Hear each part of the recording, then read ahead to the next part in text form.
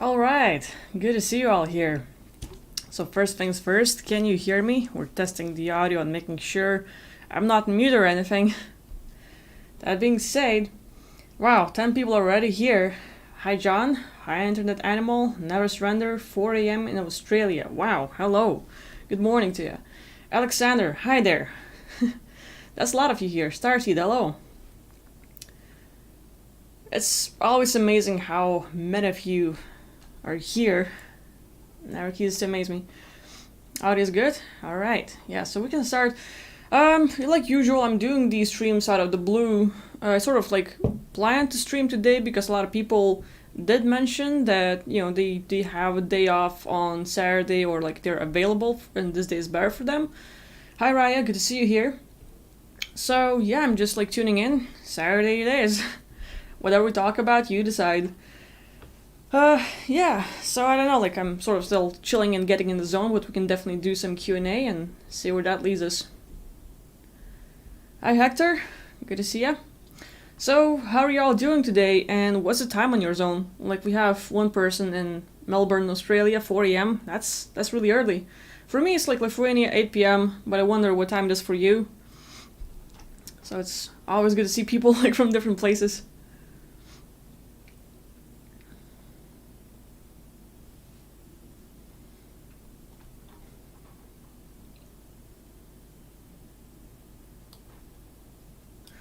Okay, John West is asking question, what is the difference between knowing and believing?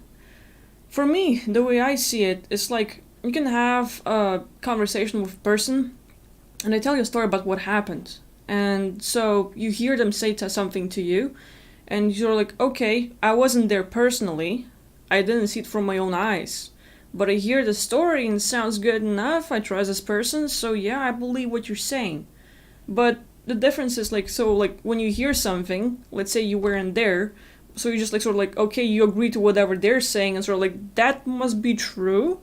But then when you experience it for your own eyes, like with personal experiences and like people are talking like, oh, I saw a UFO yesterday, it was all over my house and it was blinking lights and stuff, and you're like, cool, do you have a photo? And they're like, no, but I didn't have a camera and stuff, blah blah blah blah, and they tell you all the story and like you're like, okay, I can sort of believe you because you're my friend and stuff. But the next day, you see a UFO over your house, and you're like, holy cow.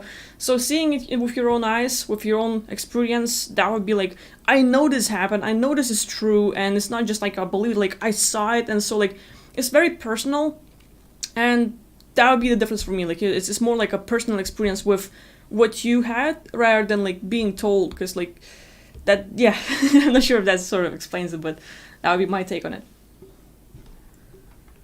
Starseed U is asking, can I request a scan? I really would like an idea of what I don't know. Um, yeah, like right now, today is my day off. Like, I've been working for like, let's see, 3 weeks straight without a day off, so this is my first day off, and I'm like, yay, not gonna do any sessions, woo! So I'm giving myself a little chill time, just doing my own stuff, but from tomorrow I'm getting back to doing more sessions, and then yeah, if I get most of the stuff done and you're still in the list, then sure. Okay, we have 10 a.m., 2 p.m. Mexico, 12 in the noon. Thailand is midnight, 12 p.m. Wow, whoa, whoa, whoa. Yeah, it's crazy that you would tune in at this time. Don't stay up too late. No.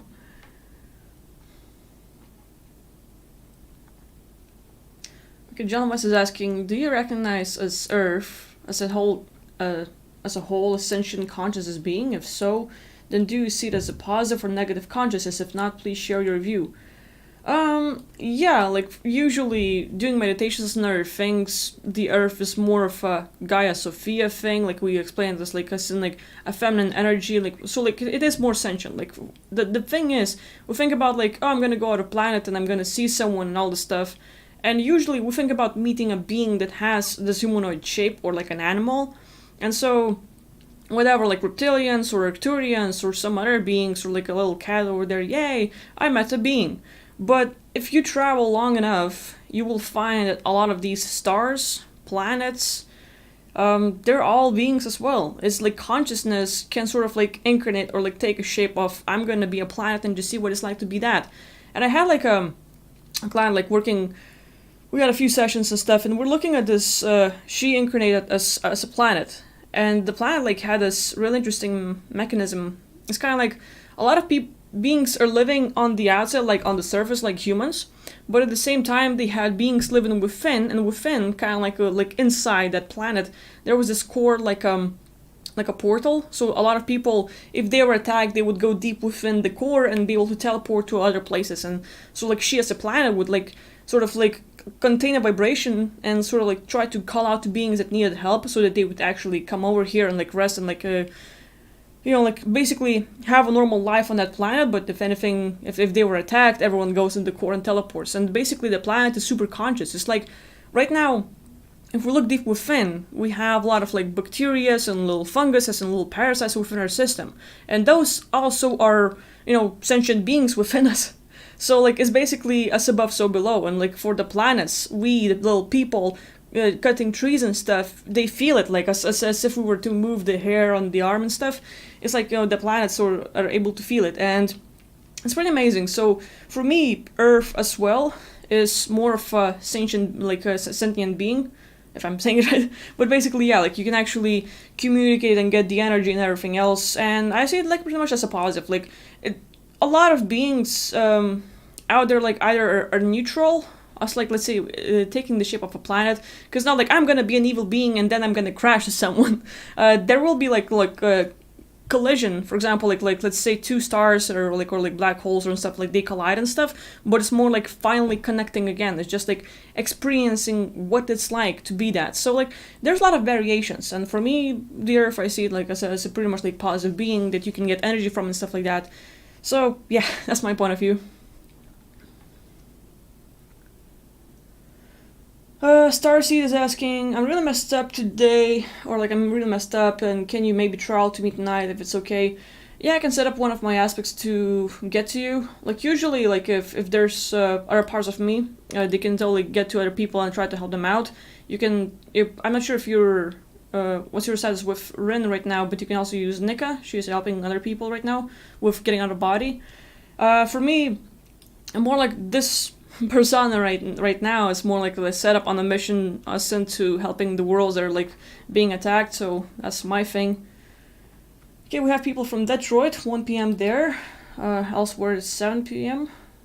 You're not too far, Alexander.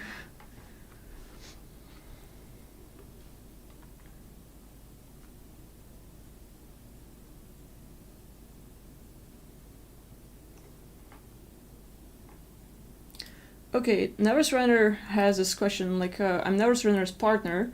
Years ago, I literally felt an arm reach into my chest and rip something out. Do you have any insights into what and why this occurred? Cheers. Yeah, a lot of people have these incidents where, for example, they might not visually see anything, or like, like it's just like clear air, like, like they see the items around the house, but that's where it ends, kind of like, but they feel like someone, like a presence close to them, and it's if like they can be like poked and messed with, and if you feel something being ripped off from you from your chest. And a lot of people have that. It's really a common thing. I just like recently, like yesterday, as I was working with a client who was abused by this like entity, basically comes to her and like similar like to succubus incubus, but at the same time, like just every day, like really trying to mess up her energy, or like as if someone was sitting on top of her shoulders, like carrying the weight and stuff.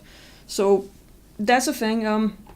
There's a lot of like let's say entities, but also kind of like humanoidish beings out there who might try to target you, and like whether they're like really trying to tear your energy shield apart, or like just reach within and either like try to implant something or mess with you in one of these ways where they like get within your system. It's alarming.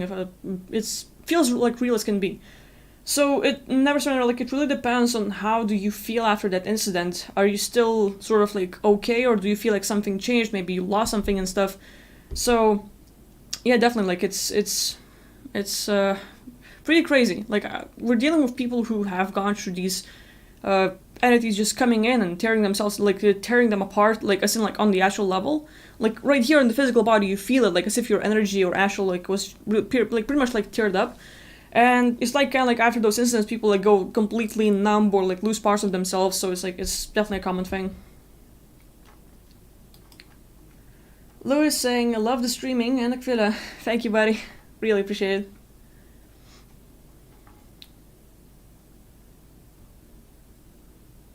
Okay, so Raya has a question. Why do all these religions like Hinduism, Buddhism preach the idea of reincarnation for achieving the ultimate liberation? Is it possible that all these religions are an agenda of archons? Yeah. It's pretty much like what I'm seeing. There's a lot of like these ETs out there who can connect to us and let's say be the third party. Let's say a lot of figures on Earth, like popes and some politicians and stuff, you don't even need to meet anyone. Like some of these ETs and beings out there are so freaking smart that they have to just basically look at you and they can connect, and next thing you know it's as if like you were under controlled, or you have this like channeled information where like, oh my god, I just have this like massive knowledge and stuff, and they feel like it's them. It feels like, you know, like it's just me like having all this knowledge. I just like woke up and like or had this dream, and all of a sudden you have this like massive information, all the big words and stuff, and when you start like writing or explaining things, a lot of people go for that because a lot of it is true, but all they need is a little bit of lies to redirect us, and that's how they control us. So like a lot of these like religions do have beings above them all. Like let's say all the figures we have right here in religion, they're still kind of like pawns on this level where there's an ET above them controlling them, giving them what to say, what to do, and eventually it escalates into a lot of things being rewritten, said in different ways, and now we have sort of like misdirection of how things are. So a lot of things like with reincarnation and stuff is pretty much like just building things up to have people reincarnate, come back, like misdirect them, a lot of that stuff. Starseed is asking, did you get my emails, or did you get my email, or my corrupted links cleared up, or how did you do it first session? I probably did get your emails. Like today is my day off, so I didn't look at anything. No emails, nothing. Like not doing any sessions, just like giving myself a day off. So there's that.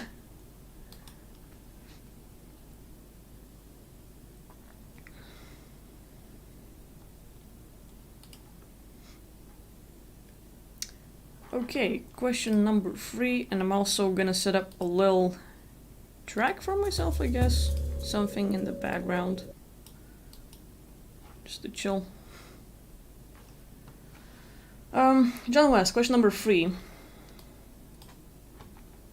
For the Collective Realm creation project that has been started on Discord, how will we all decide on what actually gets built in this realm and resolve any disagreements that may come up?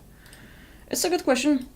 So basically, I haven't checked the Discord today, but a lot of people are offering like what we're gonna put in this realm and stuff, and I think like we can offer the ideas and just like drop it all in there, like what we want, so sort of like expectations and stuff, and then just choose some of it, not maybe put everything in there, but like some of it, and let's say it's just one of the possible realms. And what we do is like, okay, like after we collect plenty of information, I can do a write-up or a summary of what it's gonna look like and just like add up all the parts that other people mentioned regarding places, maybe some rules and stuff, some beings in there, making sure like it's away from this duality, making sure like it's away from all the archons and stuff. Once we have that set up, I can maybe make a video, or some of you also can do that, and basically just like a story. Okay, so this is one of those realms, we have blah blah blah blah blah, and we mentioned the details of what it looks like, what are some of the things we can put in there. So, and then like after describing it, and it's on YouTube, a lot of people can basically, okay, they sort of get the idea of what this place looks like, where some of the things in, like, you know, like some rules and stuff, so they can themselves like can meditate and try to, you know, like get out of body and go there as well, or simply like think about this place and like maybe try to protect it, expand it, add something from their own energy and stuff. So like there's a lot of these like variations. I haven't like really thought about it that much yet. It's more like an idea, like, okay, that's one of the projects we might do. So we'll see like what happens and what people have to offer, and make sure it's kind of like away from what we have here on Earth, like making sure like none of the hard stuff is there.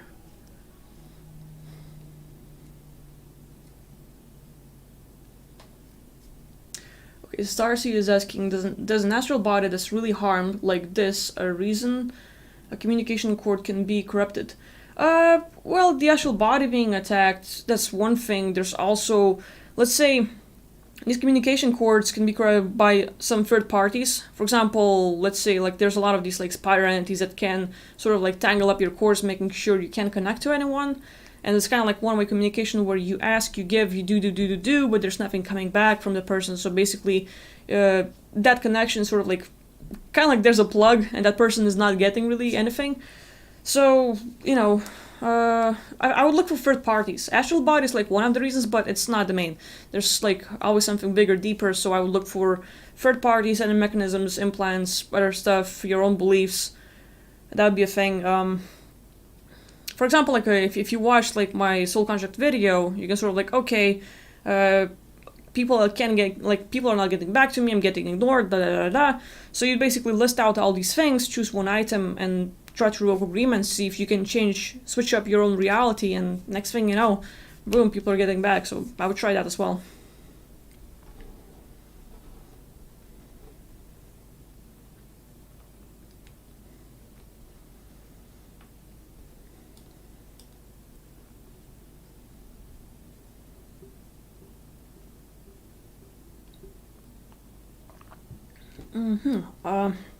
Internet Animal has an interesting question.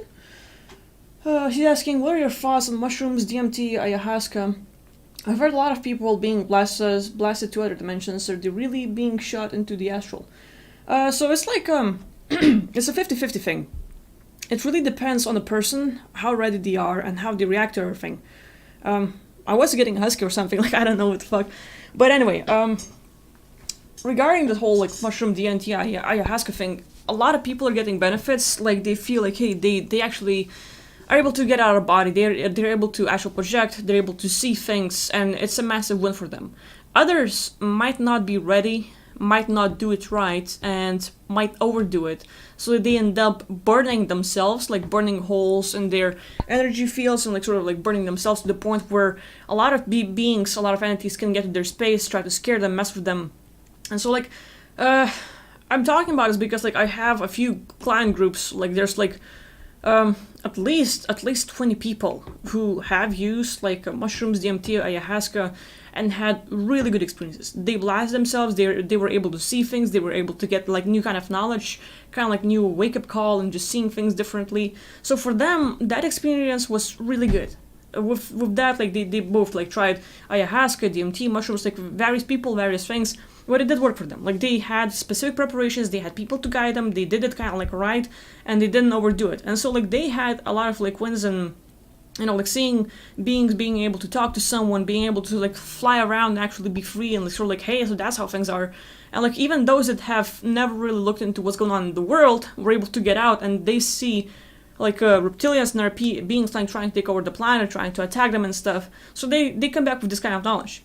Then there's this other kind of group where they do it a lot, and some of them overdo it, some of them are not careful enough, and they end up burning themselves, and it's kind of like end up really fucking themselves over, where it's kind of like helpless. No matter what they do, they can't shut it up. It's like all of a sudden you burn sort of like energy fields, and a lot of like entity clusters can come back or like sort of like come to you, and now they are talking to you. So it's more like in this complete darkness, or let's say with like tons of parallel realms, you start glowing, and a lot of beings like, hey, like moths to the flame, they come to you. But the thing is, you're not protected anymore. Your protection is off because you sort of like burnt it.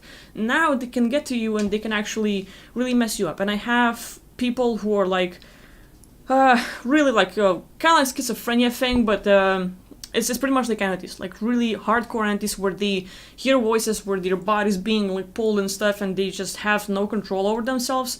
And no matter what they do, like various therapies, pills, and other things, it just doesn't stop. And like so, like I've had people who've been in the nut house and stuff, and they've really gone through a lot of shit. So like my thoughts, like if you do it, you have to be really careful. You have to, sort of like be ready, maybe work on your protection and other things, and try not to overdo it, like kind of like maybe have anyone to guide you if you do ayahuasca and stuff. Really depends. So like depends on dosages and stuff, and how ready you are and other things. Because some people are like, like they try this stuff and they're like, oh, I just like felt weird and didn't see anything.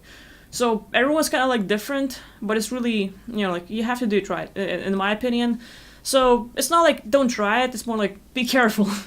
be careful, because like you can get a lot out of it, but you have to do it right. Otherwise, you might get burned. So there's a lot of people, a lot of stories. I haven't tried ayahuasca myself. I haven't tried mushrooms and stuff. I like only tried like weed twice, and for me it was just like laughing off and like that was like cool, kind of like snoozy chill. But I didn't get visuals. I didn't get anything. Like for like it didn't blast me out of body or anything. So I can do it like naturally. Maybe that didn't like really affect my abilities and stuff. So yeah, I don't know.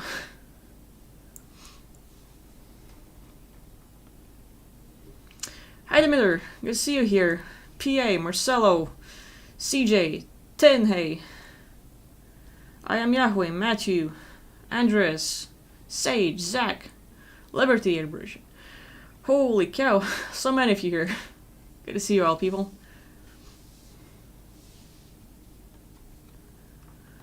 Alright.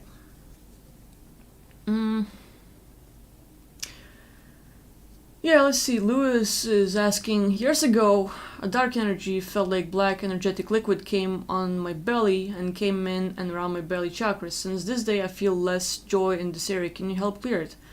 Yeah, Lewis, it would be great if you took this note and sent me an email or something. I'm probably not going to do clearings or like looking at things right now and today. I'm taking a day off, so like just like keeping it that way. But we'll see, yeah, like definitely, we can look into your chakras, see if that being is still sort of around, if there's any kind of implant there. I'm even like right now, like accidentally just talking about it, getting visuals about it, so like have to turn it off. But definitely, like it's totally a thing. So write me an email if you haven't already. Tell me your story or like what's up with your belly, and we can totally look into this.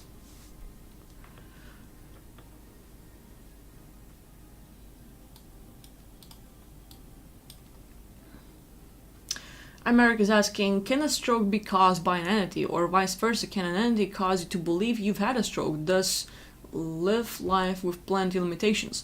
Yeah, the second way, a lot of these entities can implant thoughts, feelings, beliefs, emotions into our system.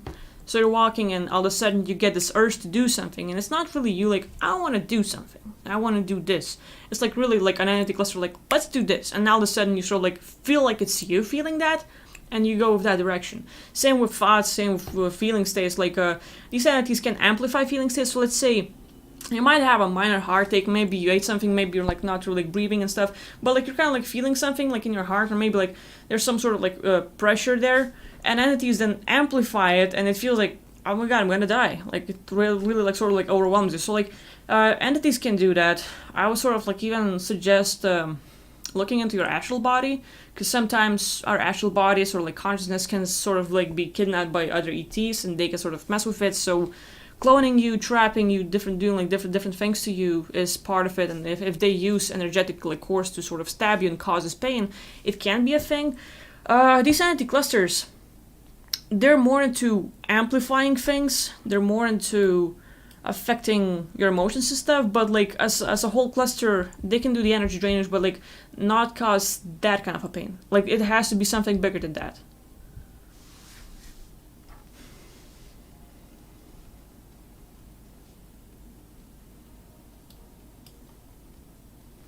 Okay, CG is asking, I was surprised when Akvile's presence had astrally entered my space. How do your alternate selves have that independence? How do they not? I don't know, like, let's say if I create another part of me right now, for example, I just, like, think of, like, new kind of looks that I like, and sort of, like, kind of, like, okay, so my point of view, or sort of, like, my consciousness, all this knowledge I have, copy-paste into this one, and now it's like, okay, it would be great if you were helping people to get out of body and stuff, but do whatever you want. Have fun. And so there's another part of me like, okay, bye now. And it goes like flies around, like does whatever. Can go to other planets, can start a new life, can shapeshift and like have new looks, can like, okay, like fuck you, I want to do my own thing. Like, yay! You know, good for you, girl. And so like there's gonna be like all these like differences, but for example, my intention while I'm here, for example, the sort of the prime intention is to help others, to try to pull out like others out of body and stuff. And it's kind of like in the video games, you know how you get the quest list and stuff, things to do. So they're like my other aspects can sort of like look at my needs or what I want or like my intentions, and they can join and try to help me out. So if like I'm working right now on helping people to be pulled out of body, or like trying to give like show their limitations, others see like, okay, she's trying to get people out, I'm gonna help her. And so like my other aspects have their own free will. They see my goals, they see my intentions, and they themselves decide if they want to help me or not. Like they don't have to, they have all the freedom to do whatever, but if they choose to, then it's just totally working. And so for me, it's kind of like having a massive armies of myself. It doesn't necessarily have to look like me. It can be like a male or an animal or something else, like reptilian and stuff. I can have all kinds of shapes and like lives out there. But if my main intention is this thing, and I set my sort of like, this is it. It's like all the other aspects sort of have this like like the intention, the goal. And if they want to join me, they can. But it's like all of a sudden like this massive army of myself, like you can actually go there and help people out. So while I'm helping here on Earth, like trying to pull some people out of body, or like trying to get rid of their limitations, other parts of me join me in their own way. And I'm not even like really, I'm gonna use this part to pull that person out of body. Like no, it's like more like, do it if you want. And they do. So that's fun.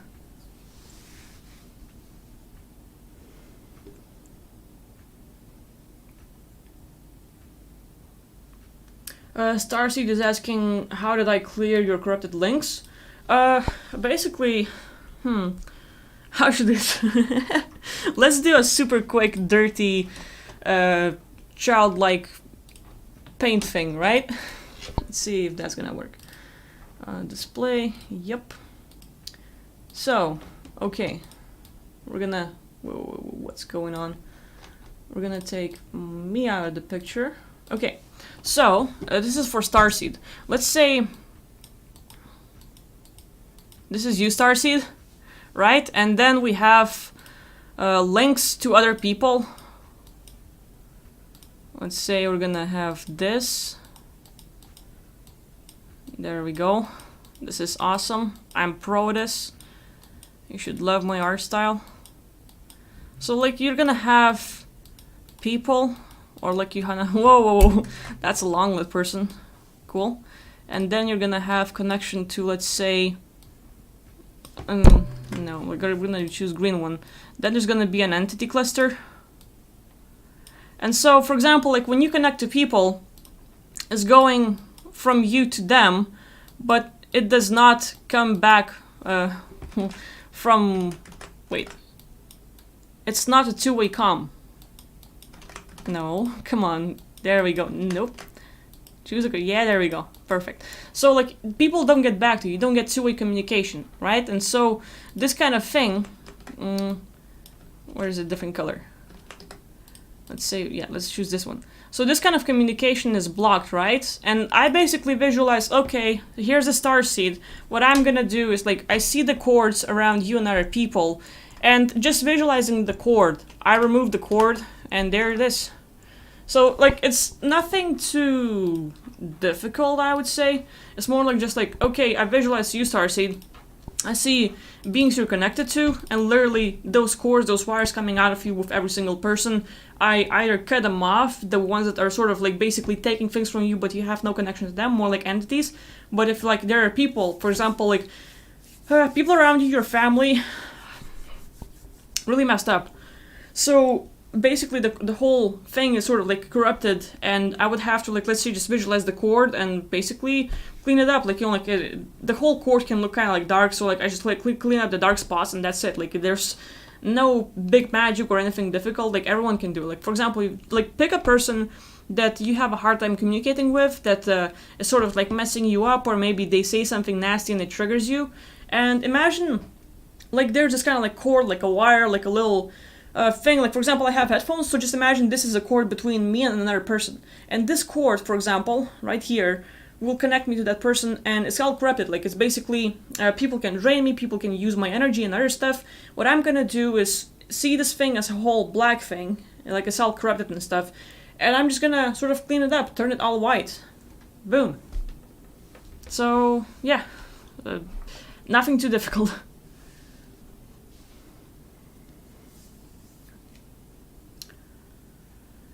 Okay, John West is asking, I'm currently trying to apply soul contract revocation and George L. President method to imagining your own universe together. Could you tell me what success have you seen in your life? So let's say since I started doing soul contract thing, when I started, like I was basically 18, which told me about it, and I was like, I don't know, not really, maybe. But basically, back then, I was a person who could not say no. I was a person who would not talk out loud, and I lived in a, like I've said previously, I lived in a family where, it's like we go to the store and they ask me what would I like, what do I want, and I was like, okay, I like this thing, like it, like maybe like a little kind of like so I was like a curd goodie, like let's see, I really love this stuff. It's curd snack. There we go. Can we screen share? Wait. As display? Yeah, maybe we can. Just a second, you wonderful people. So, wait, there it is. There it is.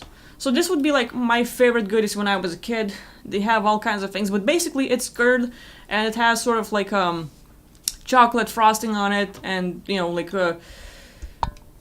poppy seeds, vanilla, chocolate. I just go nuts for this when I was a kid, and my parents like, hey, it's a good thing for you to eat before you go to school or something. And so like, you know, like they asked me which one I like, and my favorite one isn't the most expensive one. It's just like specific taste. I'm like, okay, like 30 cents, just take this one.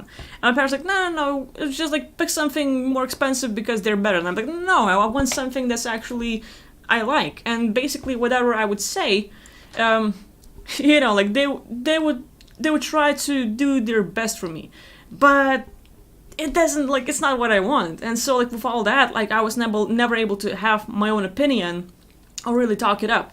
And so like when I started like removing these soul contracts, it's just like addressing not being able to talk to people, not being able to express myself, holding myself in, having a hard time talking to people, fear of talking to people. I had a lot of these things. And with all that, here it is. I started making a YouTube channel, I'm making videos, I'm being expressive, I'm saying no to people. Cheesecake bar, there you go.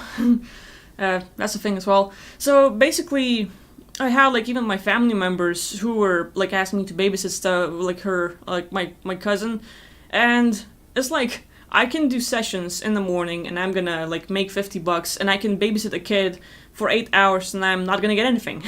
And so like, okay, I'm just gonna be nice, and for a few days I agreed. But then they got into, they're gonna use me, because why not? Because why use other people, why hire a babysitter when they can use me? And so like I ended up going there weeks after weeks, and it's like, fuck that shit, I can't handle it anymore. So like, I talked to their to the kids' parents and stuff, like, fuck it, I don't want to do it, it's not my thing. And I was finally able to stand up for myself and actually get out of the shell and like express myself and just like say like, hey, I can work, I can make money and stuff, and you know, no offense, but I have better things to do. And so there it is.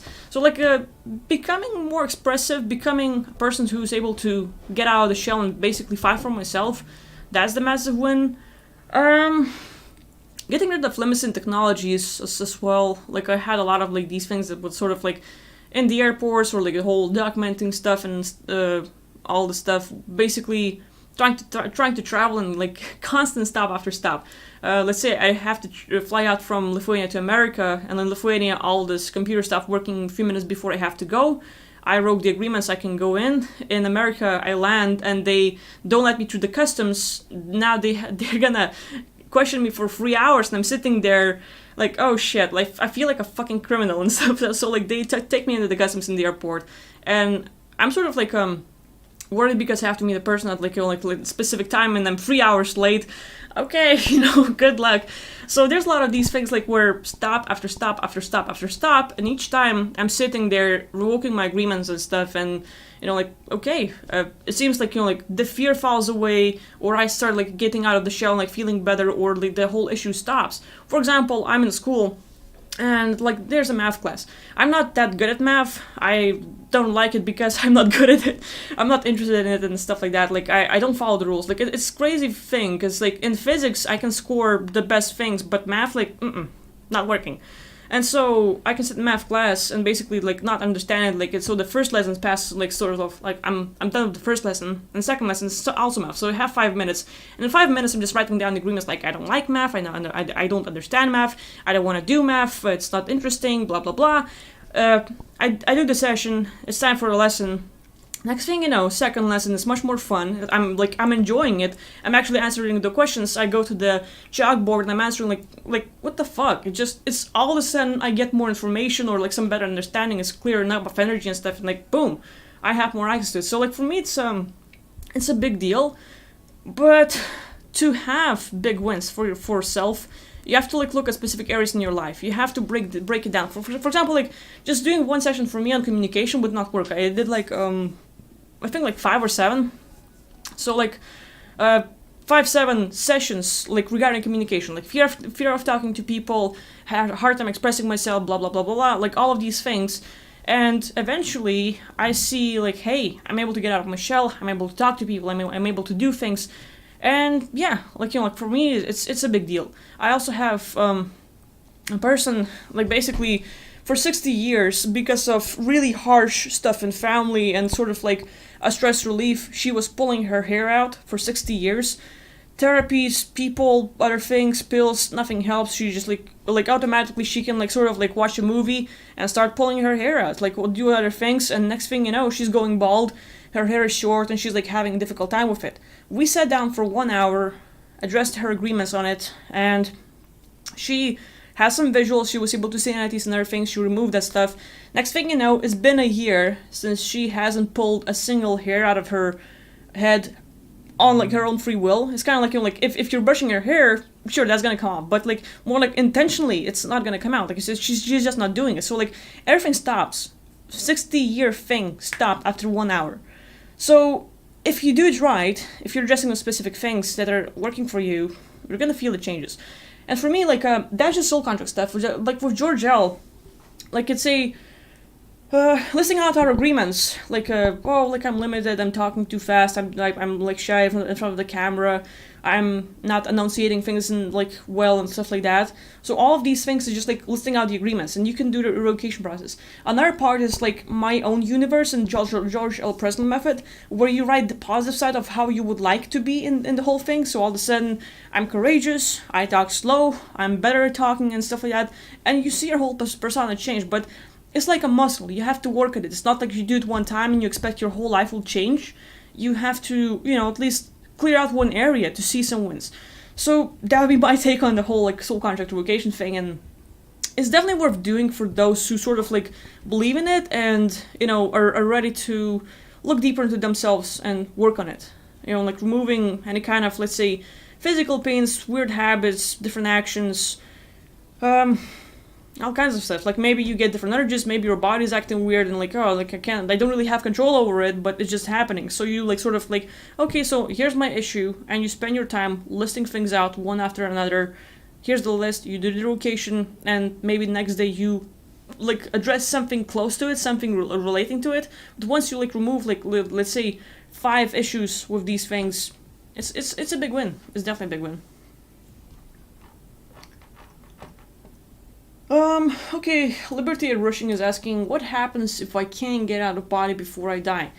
It's not a big deal. Like, trying to get out of body while you're alive, while you're like fully functioning and stuff is really great, and if you're able to do it, awesome. But if you don't reach those results, just practice sort of like your knowledge and how things would work. Like, just like gathering information of how things are to sort of like be ready for it.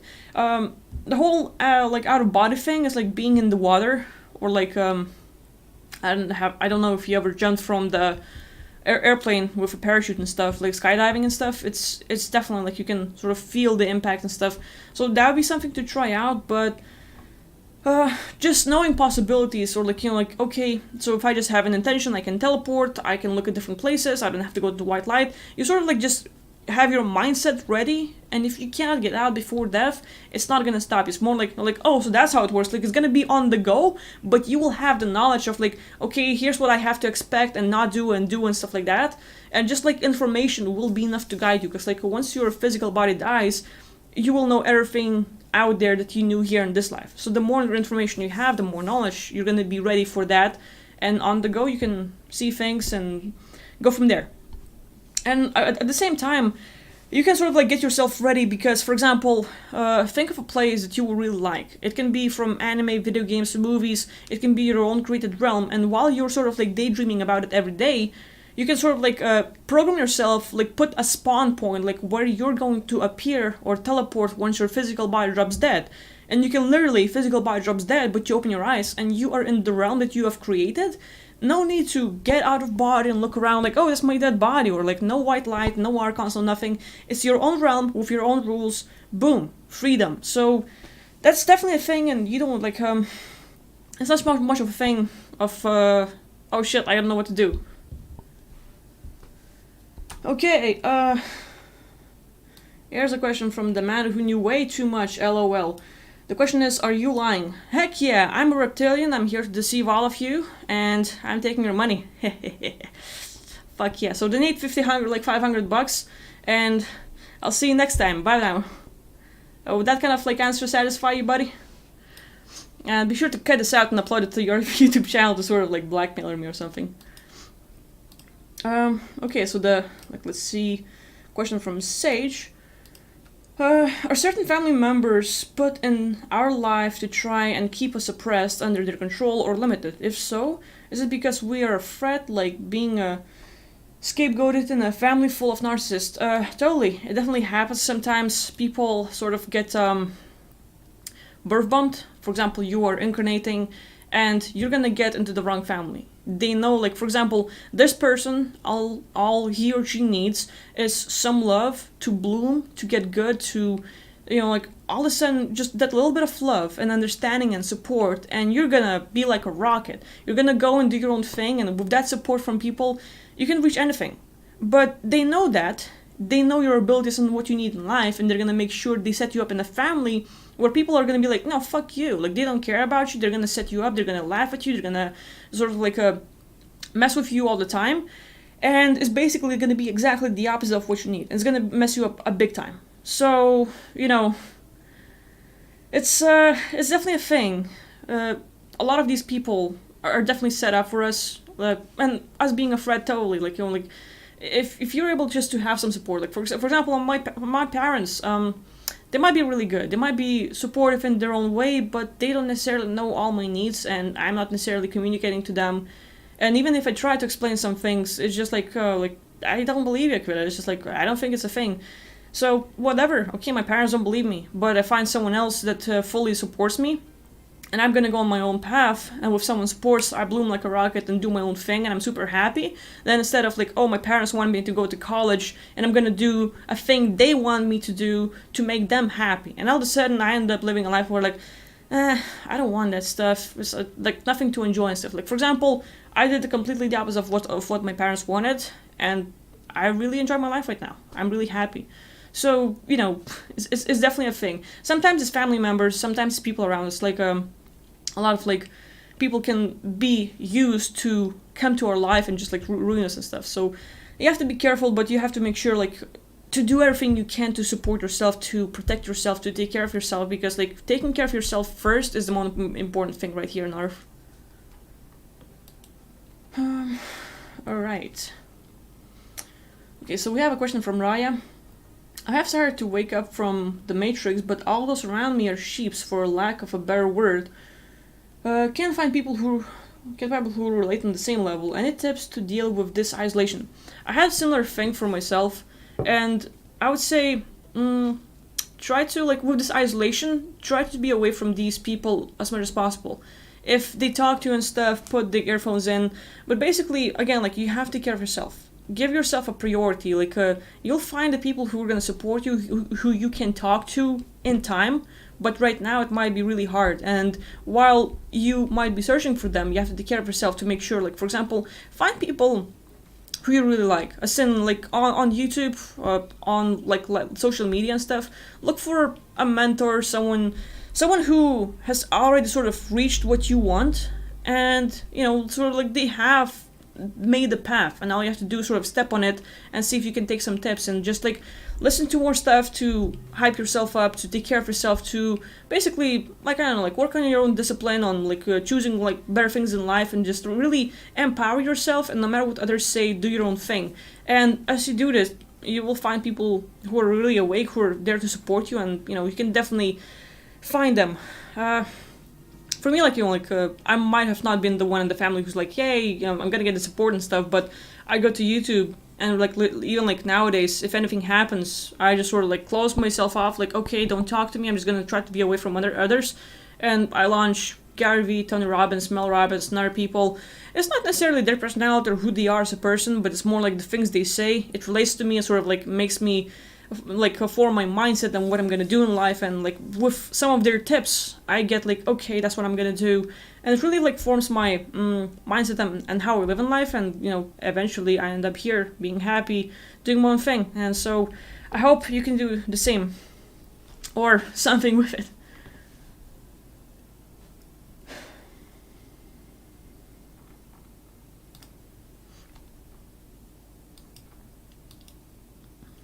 Okay, so I'm just sort of like scrolling down.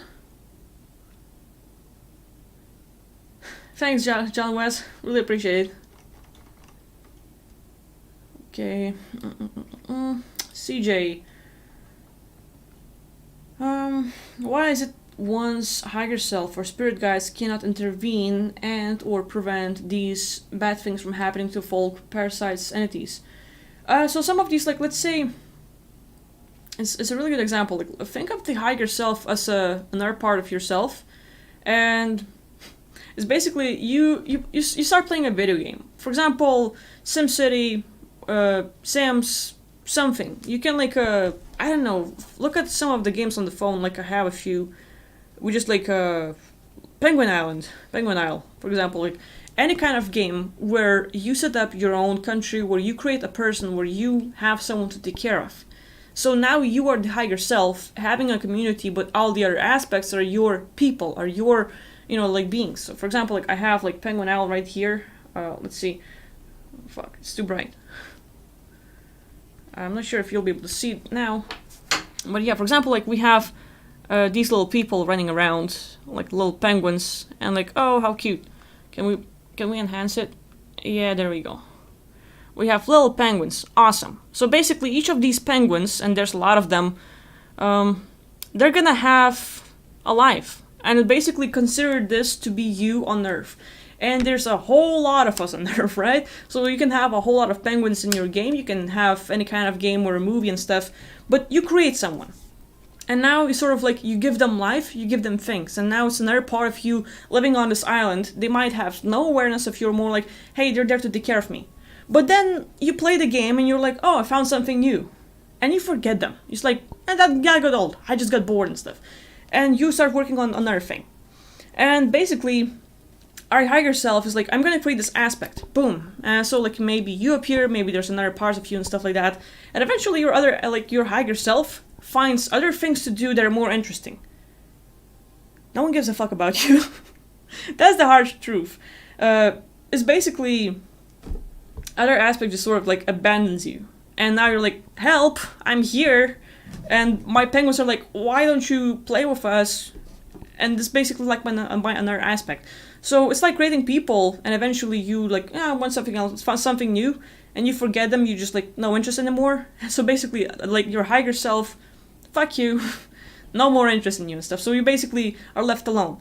Your spirit guides, they might try to come and try to help you out and stuff, but, you know, it's more like they're trying to do something, and there's gonna be a third party who's gonna stop them. We have beings interested in us, targeting us 24/7 for some of us, and if your spirit guide comes for help, like tries to give you energy, tries to communicate to you, the communication will go off, you're gonna be left alone, your energy will be sucked out, and the other aspect of you will be pushed off, and boom, you know, it's sort of like can't have anything.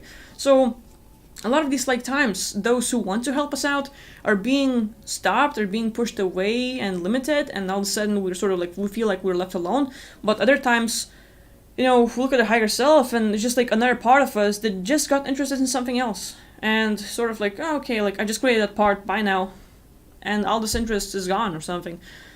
So there's that. But then the whole hierarchy is like bullshit as well.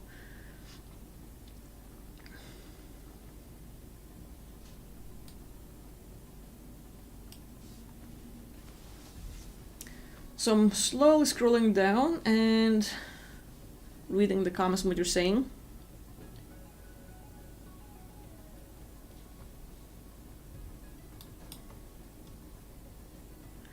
PA is asking, have you seen this new anime on Netflix, Doro?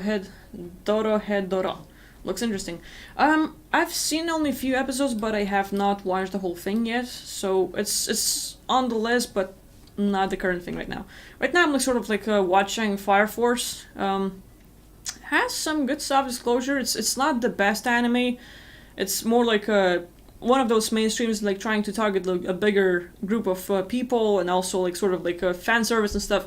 But it does have messages like with the elite trying to take over, with having secret plans, with trying to take over Earth, with entities changing people and messing with them, out of body experiences and going to different realms. That's just a few episodes I've seen, but it's pretty good.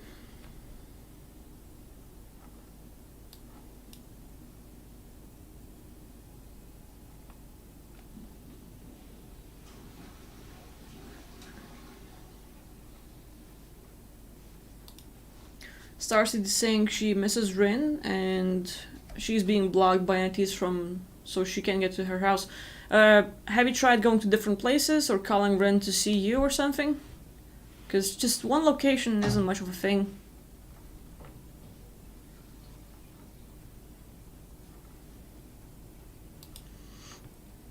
Hi Natasha, hi Chris. Not exactly good to see you here. Christian.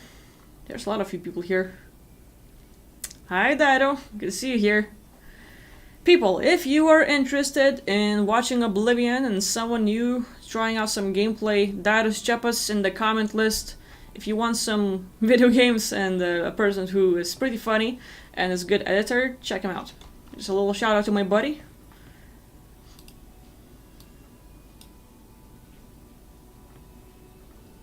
Benno, hi there.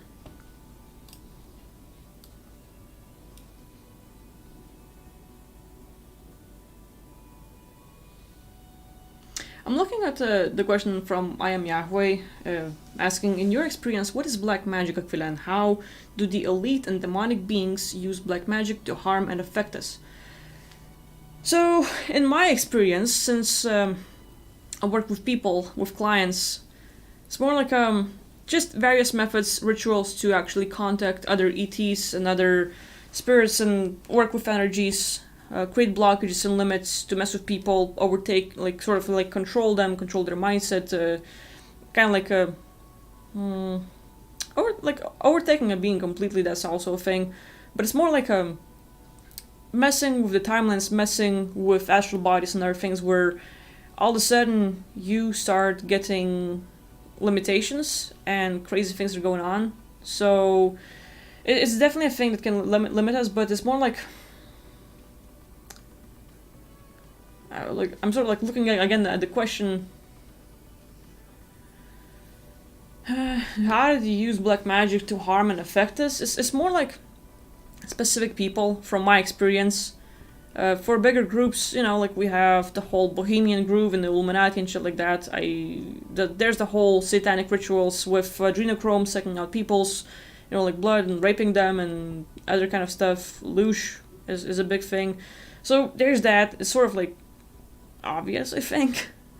I don't know, like what stuff you would like to talk about, like more like the elite satanic rituals, or just like kind of like everyday thing. So yeah, be more specific and maybe we can talk about it. But as I'm sort of like moving on another question and basically back to the whole black magic thing, there's a lot of these beings who are sort of like under the command or more like easy way to contact them with the black magic and stuff. So it's like complete takeover where these beings become present. These beings are sort of like more called out and they can show up and messing with your thoughts, messing with your life, stopping you. It's easy way for them. There's a lot of them.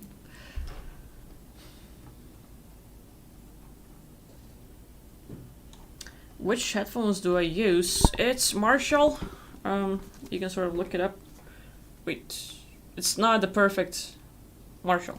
So, nothing fancy, but it's pretty good.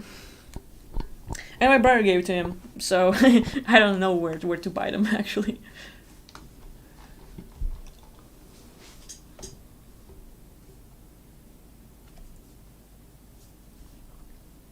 Starseed is saying, I went to Akvile as a babysitter as a kid. Well, there you go. We'd end up reading and painting and drawing and talking a lot.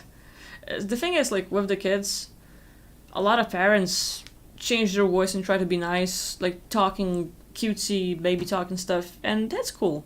But, like, nowadays, people are just like, a lot of people, not everyone, there's a lot of, like, parents who are really good at it, but others are like, okay, just sit here, baby, they turn on TV and they go do their own thing because they're busy with their own life. And that's what my relatives were doing. It's pretty bad.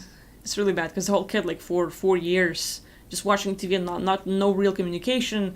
No one's reading stories. No one's engaging with the kids, and kid cannot talk and stuff. So like spending a few weeks with the baby, learns to talk, learns to engage, learns to like they're sensual as fuck. It's if you know how to deal with kids, they can be really awesome, but if parents are not aware, then they're gonna fuck them up.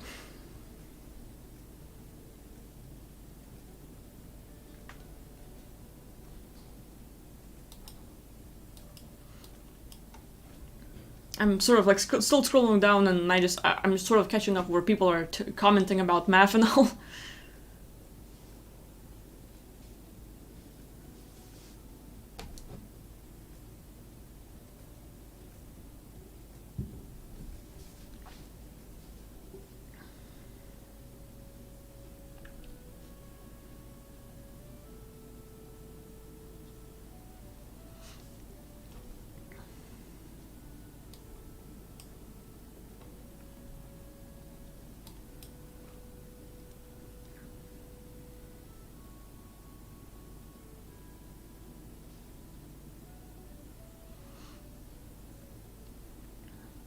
I'm still sort of like scrolling down through the messages, so I'll be getting back to you soon, people.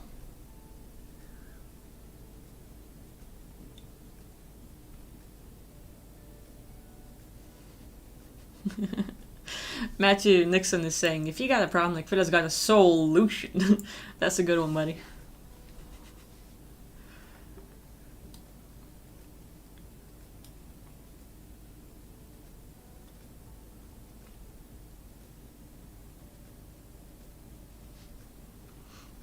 Seeing people saying that like they have never found anyone with same interests, and that's one of the harder parts in life, like trying to find someone similar, or at least like, hey, you can relate to them in one way or another.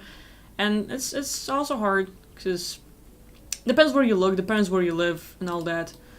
And maybe, you know, Andre and a few other people who have similar issues, you could look into not finding people with same interests. That would be, let's say, item to address, and you just sort of pull out. But like there might be, let's say, a lot of people who are going through this, like, I just can't find anyone like me. And tons of people believe the same thing, and they keep reprogramming themselves.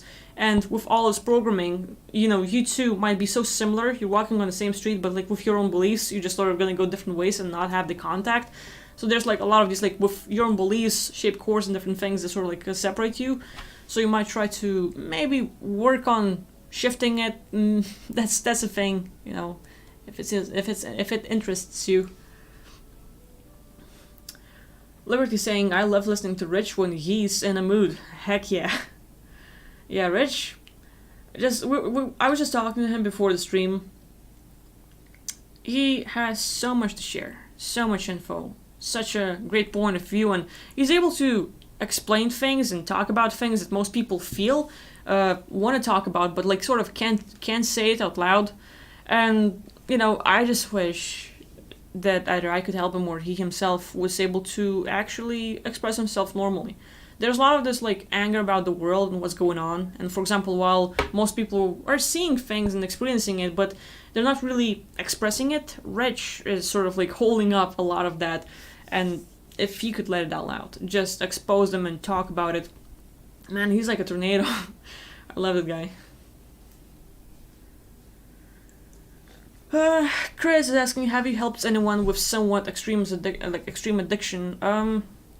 Yeah, a few guys have turned away from alcohol and like massive weed use, so that's a thing. There's a lot of work involved, but definitely gonna be done.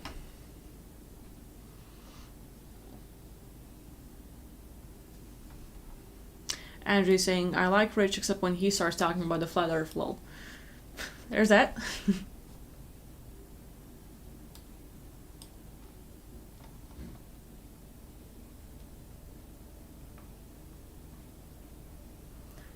I am halfway is asking a pretty good question.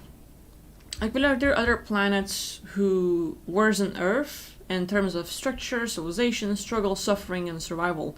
Definitely, there's a whole plenty more of them.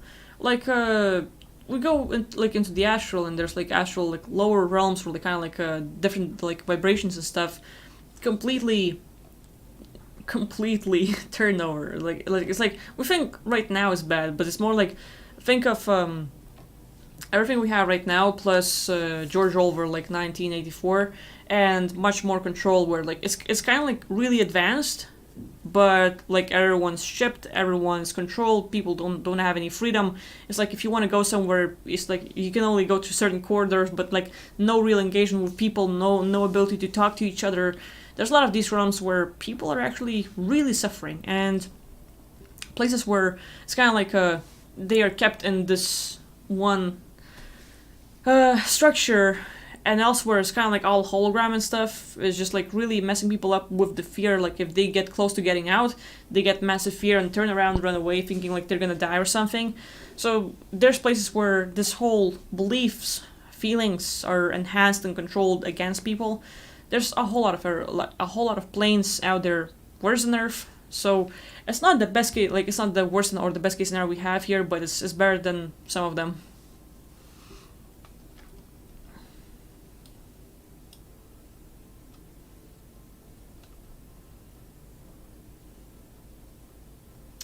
Dimensional Whales asking, how comes when I think about something, about the truth of my reality, you, Rich, make a video about it the next day or a few days later? There's a part of it like where it's kind of like, let's say, another aspect of us or part of us, or even here everyone on Earth is connected. So whenever someone has a thought or like idea, someone else will get the same thing. It's kind of like being connected in that way. So we think of like, oh, I just like had this thought about this new kind of like mechanisms or technologies, and next thing someone else makes it. So yeah, it's definitely a thing.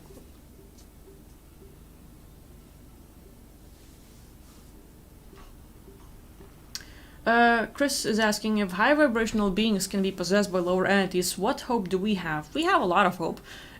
I'm not here to sort of like, don't be afraid of all this stuff and like, it's all gonna be good. Like, I'm not trying to be super positive, but I want you to know your own powers. And we think about like high vibrational beings and stuff, but just high vibration and like all the good feelings and stuff is not enough to protect yourself. Like when we're out there, we have to be aware of the dangers. And sometimes the most like these ETs, they can come and look like the most brilliant beings. They can try to charm you, to be your best friend for a few years, to deceive you. There's a lot of variations out there of like who can you encounter and what can they do.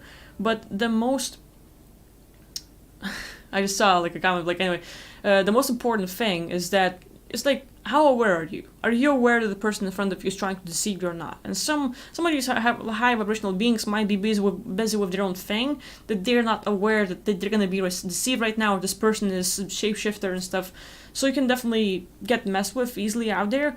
But if you're aware of the dangers, if you're aware like, oh, this being is actually trying to mess me up, and you can simply program yourself, like kind of like create this little drone, like a fly or whatever, to be close to you. It can look like a bird, like hummingbird or something, like a cat or wolf or something. Like just have a friendly being close to you as like little, like critter and stuff. And you can like have a program that whenever someone comes close to you and has ways to deceive you, to mess with you, that thing, like your little critter, works like a deflector. So whenever someone gets close, they're gonna be basically shifted into their reality, or sort of like unmarked and basically disappear, or maybe their true form will appear right in front of you, so you will know what to do. And a lot of these, like let's say beings out there, uh, they just lose the awareness, or they're not aware of the situation. It might not be in their focus, they lose their guard, and oops, they get saved. But just because some beings get messed with doesn't mean that we have no chance. Like, it's just like about how aware or knowledgeable you are. So, yeah.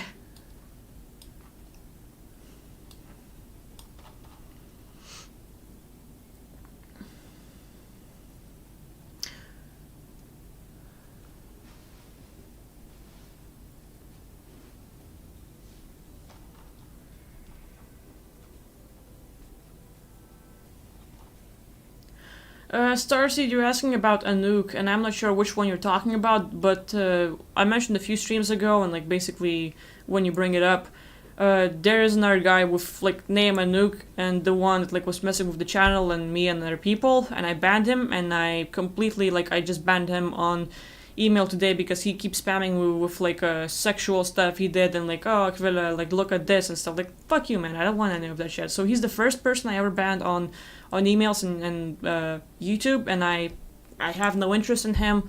So if it's not the person I'm talking about, then clarify it, because otherwise I don't want to pay attention to that shit.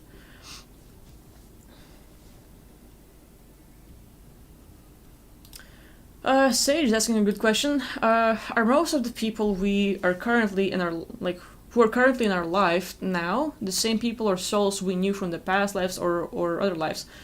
Or do we meet with new souls in each incarnation? Any thoughts? Yeah, it's like a lot of like beings we see will be completely new interaction, but a lot will be same old stuff. Like, it's kind of like 50-50, but like from the connections you have, from those who are closer to you, let's say family members, relatives, people you fall in love with, you can definitely find your past lives with you two together in one way or another, and yeah.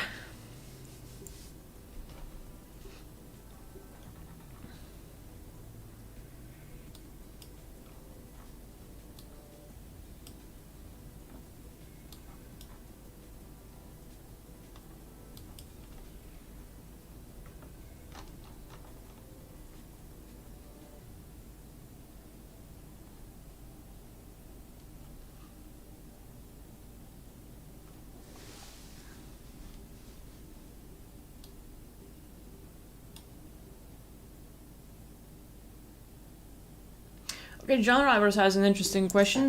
How do you see the connection between physical parasites and astral parasites? Okay, with this one, I think it's kind of like similar, very similar.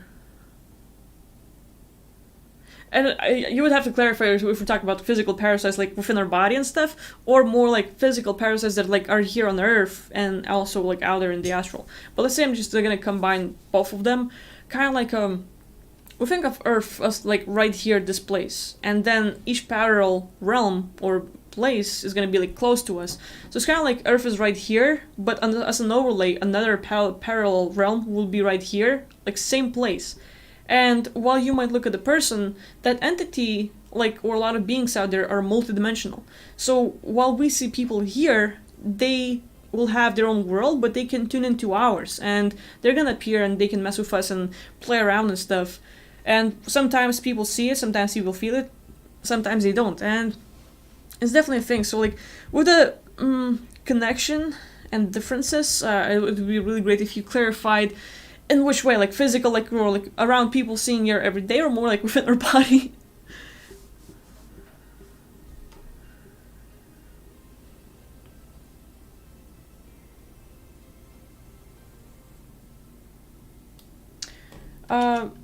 Americ is asking, have you looked into evil witch covens before? Do you believe they serve a higher negative being, or do they prey on people on their own accord for a certain type of louche?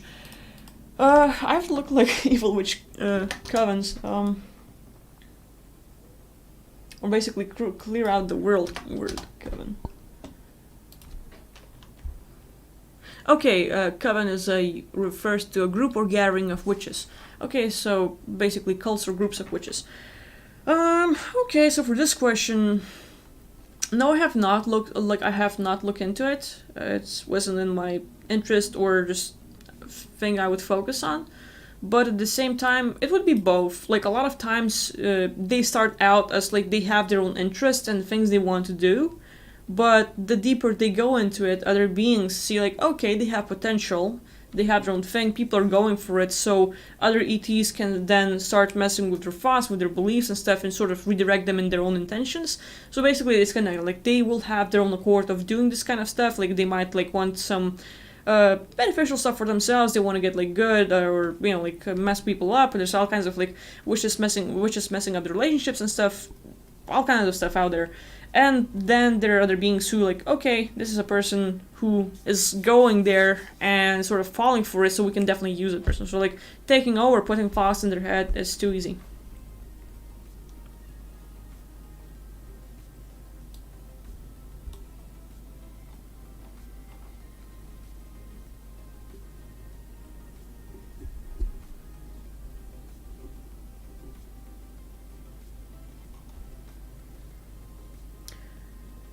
Oh, and there's Franco Fabio.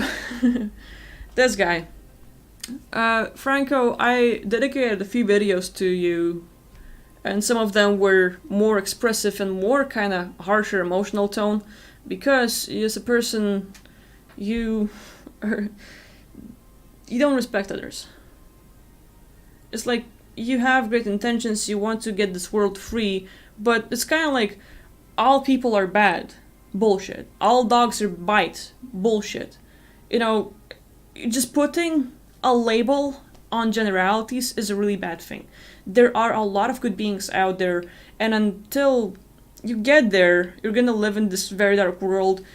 And while you might not agree to all of my beliefs, I'm really okay with it, but I just hope that you're gonna find something that works for you.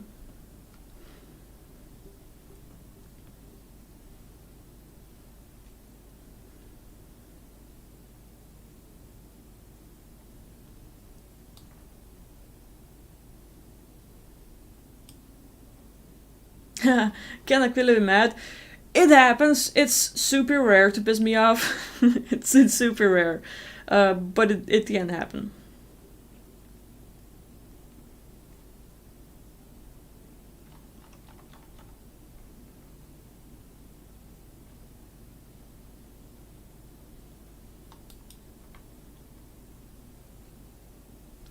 Okay, Sage is asking, can a person or being get louche of a person they have sex with, or is it unequal energy exchange? Because I've heard some people say that they feel drained, sick after an intimate with certain person.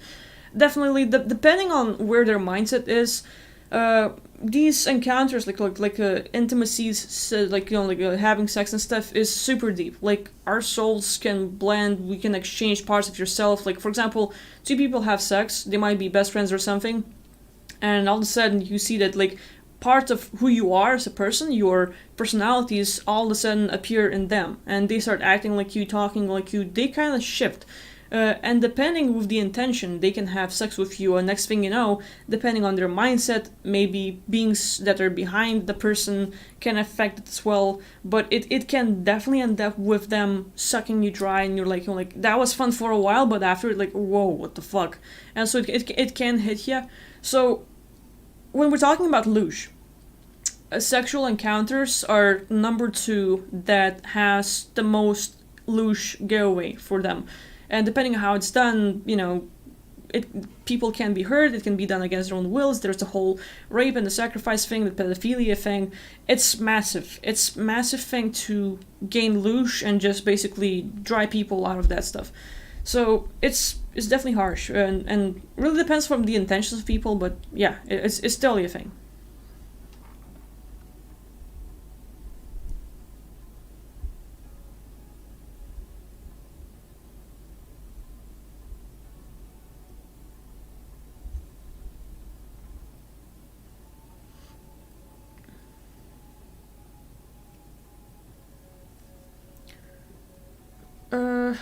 I'm Yahoo is asking, Philo, do you know about Ahanu the Angel Rose on YouTube?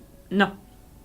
I haven't heard of that person, but I'm gonna look it up on Google just in case.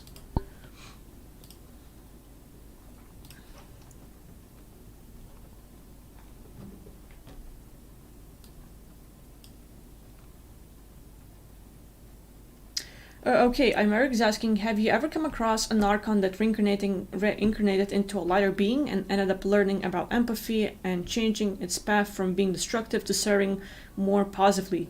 Yes. That's the best thing. A lot of people see Archons like completely bad guys, and this is the only image we have.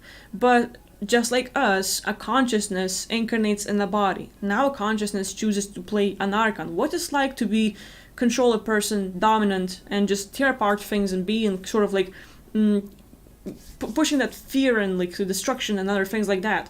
And they have this experience and more like, okay, I understand what it's like to scare people, to limit them, to do other things.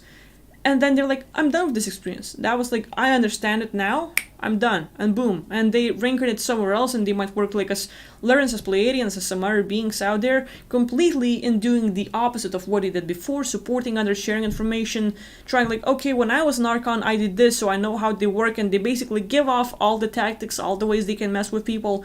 And now the good says like, okay, we have the knowledge of how to beat them, and it's like non-stop space opera. So there's definitely beings like that, and that's the fun part about the multiverse. Like, while we are experiencing all this bullshit here on Earth, people who commit crimes and are pedophiles can get away with all their shit. We too can sort of like basically shift our beliefs and get away from it, but at any time they can shift their beingness and like try to experience something new. Like right now we're in the bad place, but there's a lot of people who can actually just like have like, okay, they just experience what it's like to be a mass murderer, and they go into another like place and tries to help as many people as they can. And there's complete change in the beingness, and they will have the knowledge depending on from where they go. And yeah, it's pretty amazing. Now it's saying hi from Philadelphia. Wow, you're from far away.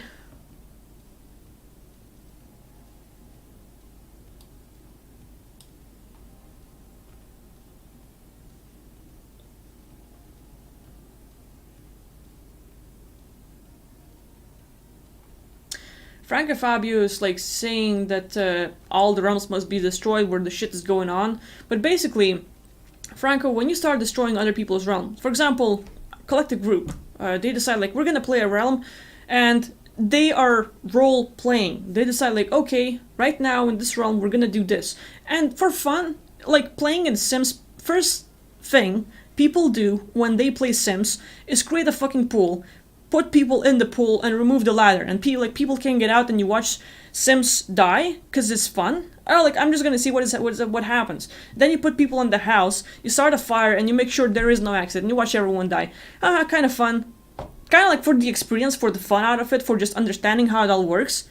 So we do it in video games, and like, you kill person. We play video games, we shoot someone else, we watch movies, we watch wars and stuff, like, oh, they just killed it, and so like, people watch it, like, it's kind of like, okay, you understand that things like that happen. In the multiverse, people do the same kind of thing for the experience of it. We can create a realm and have a bunch of reptilians trapped there, just suffering with all these like implants and stuff. Like, haha, kind of interesting. Like, now I'm doing this to you, bitch. Haha, fun. You're done with that lifetime. You go away. These groups of millions of reptilians say like, this person is bad.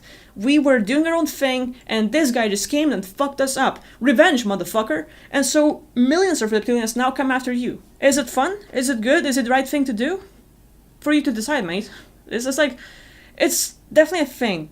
You have to be conscious about what you're doing out there. It's just not just like fun, gonna destroy things because it doesn't seem right in my perspective.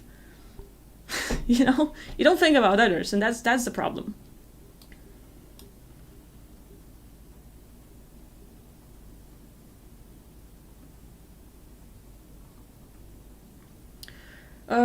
Imeric is asking, despite a lot of the unfortunate suffering on Earth, do you find that when a being manages to overcome these odds, it turns into a pretty epic, unique, and enriching experience like no other?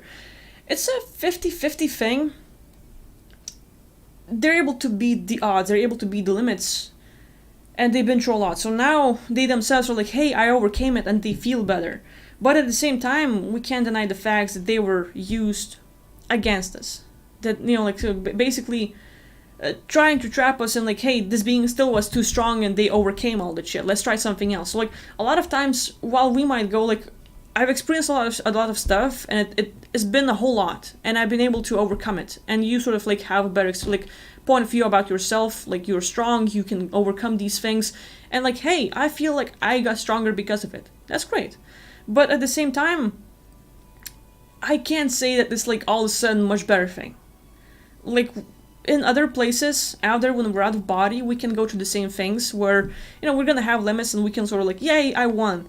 But a lot of times out there, we're the ones choosing for this to happen to us. Here, not so much. Out there's more like, okay, I want to see if I can go through it. I want to see if I can do it. And all of a sudden, you're gonna have lots of blockages, and you're gonna basically set your level on hardcore, or something like that, and basically just try to challenge yourself to get better. Like trying to be in the military, having to go through all these courses and stuff, and really work your ass off to achieve results, to get over yourself. And now you feel like, I changed, I became stronger, cool. But then when it's done against our own will, and they're trying to destroy us, it's not a fun experience. Like it's great if we overcome it, but it's not a thing that's gonna like make us go better and free us and stuff like that.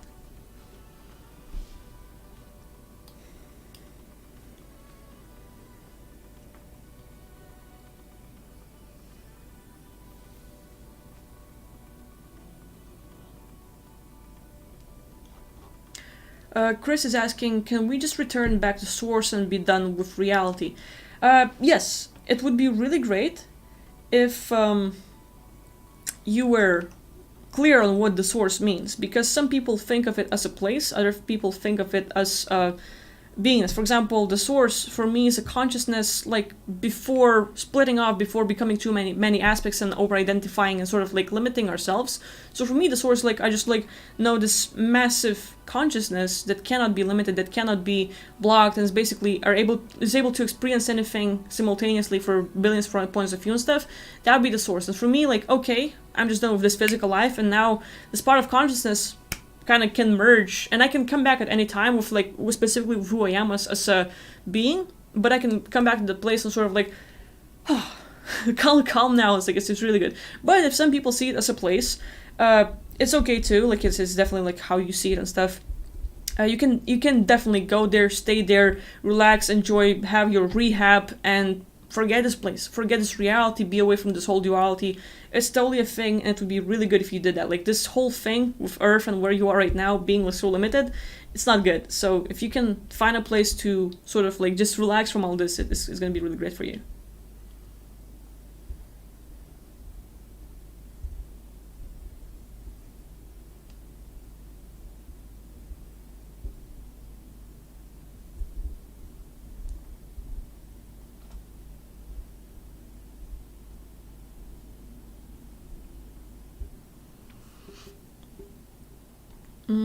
Cosmos is saying, someone's attacking me on not wanting to love me. It's like loving yourself, like respecting yourself, or other beings that are being turned against you, that like they stop loving you or stuff like that. And definitely entities, other beings can play a part. They can definitely affect your own thinking, beliefs, and like affect other people, stop the connections, and sort of like really get all like go all apart on how you're feeling about yourself. Soul fragments definitely is. It's like part of your personality or the character, and you can have part of yourself that is like really supportive and loving, and like basically like, I'm great, like you trust yourself, you're bold, you're like confident. And if you lose that part, let's say this character is like being taken away, all of a sudden you're like, and you start hiding, and like you're losing those parts of yourself. So like you can definitely lose parts of yourself, like beingnesses, and for that to come back, you can simply think of maybe what you used to have, maybe like so like massive respect for yourself, high self-esteem, things like that. And as you focus on it, you can definitely just like whether think of it as a character or just like basically this energy, and just think of it like coming back to you, or maybe copy the information and sort of like download the beingness and stuff, so you can definitely get it back.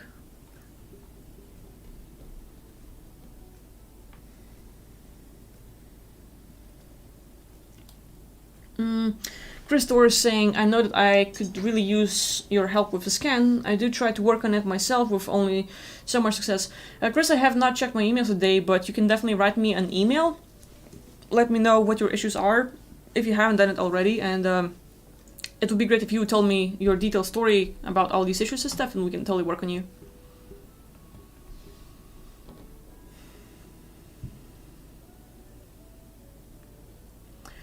Positive Virtues is saying similar thing. Akvile, can you do just a quick check out who's all the time next to me and touching me is kind of weird. I mean, I feel something is upper in my upper head, arms. I don't know what it is. Like someone's touching me. Can you just like check it out? Yeah. I'm not gonna do it on stream like right now. Today's my day off, so I'm being strong with this. Like don't work. But you can definitely send me an email if you haven't done it already. More details is good. If you can send me your photo, that would be great. I can definitely look into your surroundings, like who's messing with you, and work on removing that. And my email is like Akvile Sawa, so basically my YouTube at yahoo.com. So feel free to write me there.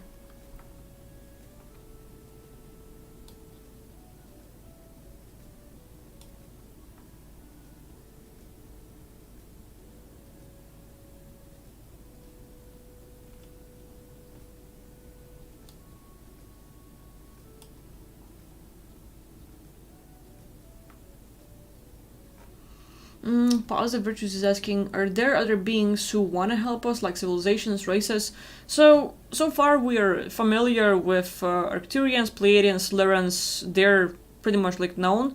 I'm not going to talk about them because it's obvious if you've heard about them. They're there to help, not all of them, but there's definitely groups of them that are trying to do this. Then we have Zootrax, like Zutrax. Zootrax, they're kind of like tiger lion looking beings, a bit of humanoid. They're into, like, out there in the multiverse, they're trying to fight the taking over the planets and making sure like they stop all this like takeover and stuff, and at the same time stopping sexual assaults and other things. So it's a big thing, and if we people in some ways get abducted or attacked by some beings, it's kind of like they get their alarms ringed and they try to help us out. So it's part of it. Yeah, like we have Zootrax, we have Dohans who are trying to increase our emotional level, like making sure like we're feeling better throughout the day, so working on our vibrations, our emotions and stuff, amplifying the good stuff. Like if you're feeling happiness, if you're feeling like, hey, it's a good day, if you have any connections to Tohans, they're gonna amplify it, make sure you're kind of like overdosing on, like happiness, like really being like really in the great zone and for a long time. So like it's not like throwing you off and you're gonna be addicted to it or have massive loss, but they're trying to enhance these emotions for as long as possible so that like we could just keep on going, like launch like a rocket and just go on our own way. There's those beings. Who else? I met people. I brought them up a while ago, I think on Discord, but there's another group who's trying to sort of like guide people when they pass over. For example, physical body dies, and then the conscious is like, what do you do after death? So these beings, they're taking their time to make sure, like, are we accepting them? Are we expecting someone to come and help us out and stuff? And so, like, if we're allowing them to be in our space, then they're gonna come and, like, allow us to go on their ships, and basically they're gonna fly us off, making sure we're away from this, like, 3D, and then we have our own, like, okay, they give you a place to be at, you have your own free will of, like, hey, I don't like being here, bye now. You can leave at any time, but they basically make sure, like, no one attacks you and have a free way to get off here. There's plenty of beings trying to help us out. It's more like, a lot of people, even from your own past lives, they know you, they know who you are, they know what you did, so they would love to actually connect with you, share information, give you some tips, take care of your energy and stuff. But a lot of times those beings are being disconnected from us or like attacked, and make sure, like, there's a lot of like third parties making sure we get no help. They're trying to isolate us as much as possible, so it's definitely a thing.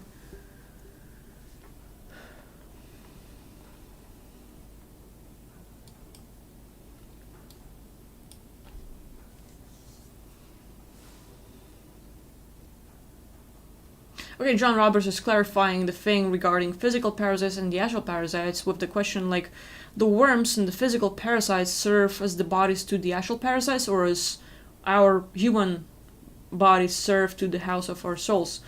Yeah, with the connection, these entities don't really mess with our parasites or like this like system we have within. It's pretty much like they try to target the bigger game.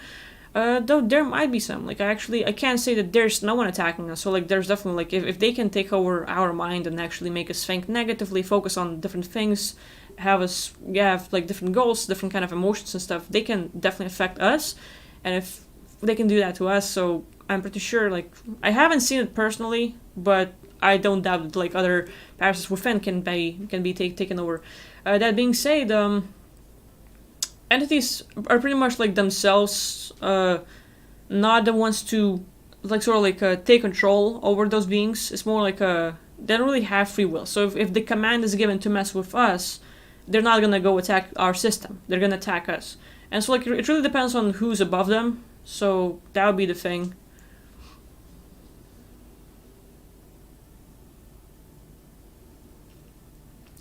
Dimensional Whale is asking, do you think it's possible to win the lottery with purely will and intent? I would say yeah. I would say yeah, definitely. I had I won 10 euros. I did it like a few years ago. It was basically buying a lottery ticket like when I was in school, like I don't know, like 7th, 8th grade. Like why not? Like the lottery ticket is just 50 cents, so why not? Like let's see what happens. And as I'm buying it, like I used to have this thing, like, or I haven't practiced for a long time, but like sometimes when I'm like touching things with my hand, I get this like really hot sensation, and then the hot sensation would be like kind of like to pick this one. So like for example, I can play cards and the cards will be closed, but I'm gonna pick a card, and I put my hand over the card, like I'm just gonna choose them, and so basically I'm just sort of like looking like which one, and there's the one, a really hot one. I pull out the hot one, and it's eights, and I'm like, okay, this is a good one. So like I would like try practicing in the past with that, but then like I did the same with lottery tickets. Like I'm just like I pick out the three of them, and I'm just like choosing one of them. Like I'm gonna pull out this one. I want 10 euros. So like I spent 50 cents and got 10 euros. I haven't done it much. It's like I don't know, like don't want to abuse this too much. But who knows, like it definitely might work. So like there's that, like with my own abilities and my own experience. But next thing you can try is to look into Joe Dispenza and the way he says like how we can create our own reality and like daily meditation and stuff like that, basically setting yourself up as if you actually have experienced that, like law of attraction. So you can sort of like watch some of his videos and see if that helps. Like maybe just like sort of like hype yourself up with that stuff, practice it like a muscle and stuff, and see what happens.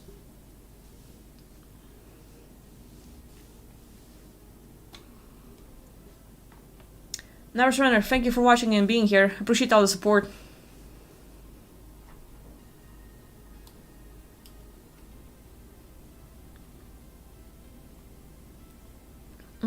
Liberty Airworks is asking, with what's going on Earth right now, what do you think the odds are that this place will turn into dystopian grab hole?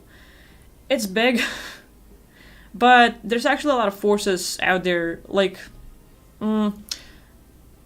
even like right now in the politics, there's groups that seem to be acting okay or good, but even then, it's kind of like they have their own interests, and it's not like really interested in the benefits of humanity. It's more like they have their own plans for us.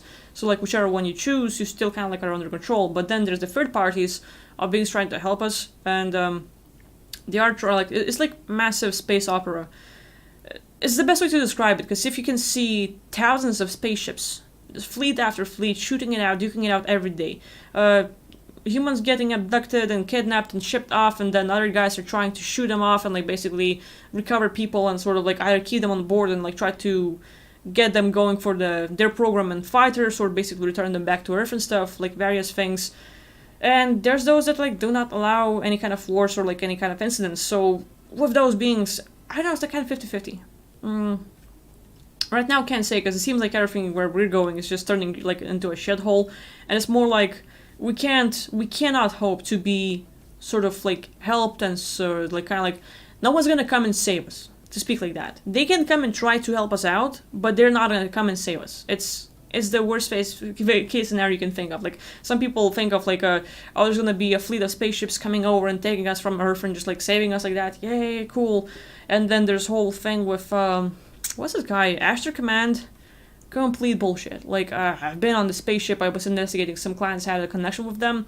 And it's kind of like, if you get on the spaceship, it's kind of like writing the contract into where you cannot get out, you're gonna be a servant for a few billion years, and they're gonna keep you under control. So there's a lot of that stuff, and like, a lot of those beings are trying to talk all, like, mighty and like big words and stuff, and they seem like really knowledgeable. They throw out a really good story, but it's just like a story to try to attract you, to try to get you to trust them and stuff like that, and next thing you know, you're trapped.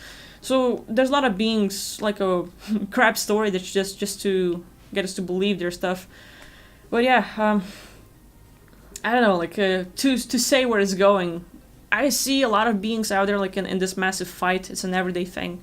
And in my Ubis, while people are asking me to get them out of body and stuff, I use my other aspects because my main reason is to go out and engage in the big wars. So, yeah, we'll see. Yeah, like Sage is saying, Jesus isn't coming to save you. We have to save ourselves, and it's pretty much like no matter who it is we think might come and save us. It's okay to have your own beliefs, but I wouldn't trust to someone to like just come here and like free everyone, and all of a sudden one figure appears and we're all fine and stuff. Like it's not a thing.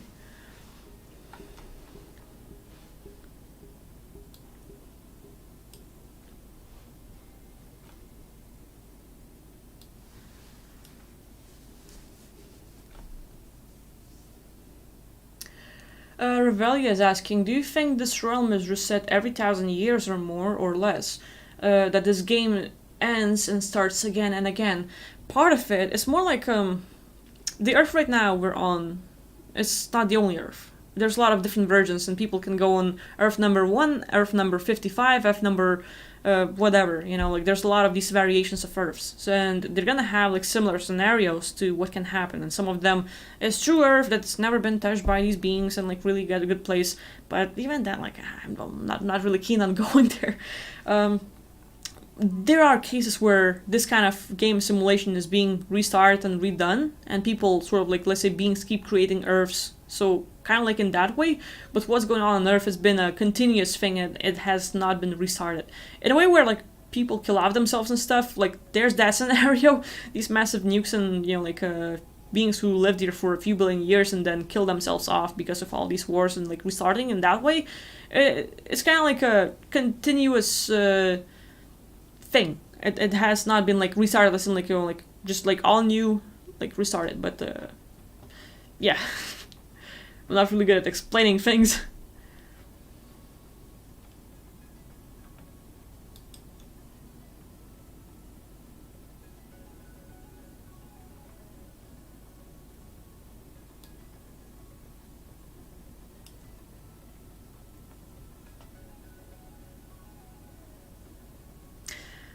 Pale Horse is asking, Akvile, instead of dark topics, for change, how about what is the nicest, happiest, high vibe being, entity you have ever encountered, or the best realm you have ever visited during Ubi? It's definitely one of my realms I've been to before coming here. Mm. Yeah, just thinking about this place sort of like gets me carried over. People there, they're kind of like humanoidish. Some of them have pinkish skins, so it's in like pinker than here on Earth and stuff. Really bright. Some of them like have like kind of like tribal looks. Some of them have tails. Like kind of like variations of beings. Like they choose their own looks and stuff. But the best thing about it for me is that they're really like telepathic. There is no mind, no thinking, no like I'm gonna do this today and stuff. Like it's really quiet and peaceful within. You just know things. You just experience things. It's like more of a perception realm where you touch a tree and you like just feel the energy like rush into you. Just like feel the whole thing. Like you touch the grass and like the softness of it. You look at the person and like simple connection where they overflow you with energy. Where simple look and they understand all about you. They can read within and basically have all knowledge about you. And so like simple look and they will know if you're hurt, if you're feeling happy, or your needs. And it's just a place of like this kind of like massive love. For me, it's like the biggest rehab place. If like coming here, I have to suffer to talk to people, to try to express myself, to find the right words to say things, and even the languages can't really express certain things I feel or want to say. Over there is just like a simple look, and you can feel this like massive love overwhelm you and like make you cry because of how pure it is. So it's really good. Like it's been a while since I've been there, but I'm definitely planning to go back. So I feel like regarding the place and some of the beings out there. Then there's the pet reptilian I have. It's kind of like cute little boy. Finding in one of the places like I've told about him, like in my past streams where I gave him a Game Boy and stuff, and he was really happy. But it's kind of like a nowadays I'm just going on missions, doing my own thing, and sometimes he appears and kind of like brings me snacks, like, "Hey, master, how's it going?" Like, "I'm not your master. What's up, friend?" Like, kind of like really close connection, and they're just there to help you out, to give you information. For example, I'm working on a person, like doing a session, and just he appears like saying like, "Hey, I saw this thing. You should come and check it out." And we find this massive structures controlling people, messing them over, sucking them all out and stuff, and we take care of that stuff. So like basically just comes and gives insights and just share things and just trying to help me out. And started out as a person who was there to stop me, who was sort of like scared but really tried. And apparently it's just like, it's kind of like having rough parents, and this person is really loving, has his own thinking, has his own way of doing things, but parents are like, "Don't do this or else," and he's like, "Okay, mom and dad," and just having a different conversation and kind of like giving them freedom to do their own thing, freeing them from their family. It's kind of like blooming being who is there to help out and just do as much as possible to help others. And like right now it's like even like working on pulling people out of body, just trying to help them out, make sure that they're safe, they're not attacked, they have ability to get out and be free. It's fun. It's really fun to have these beings out there. So these are like sort of like a few that I really enjoyed. So yeah.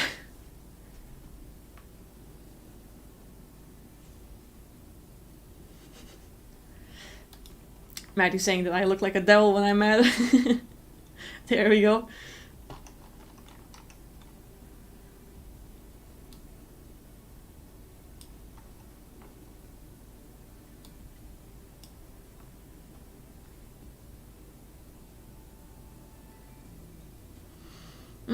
Sage is asking any quick and easy techniques to quiet the mind and be more awareness instead.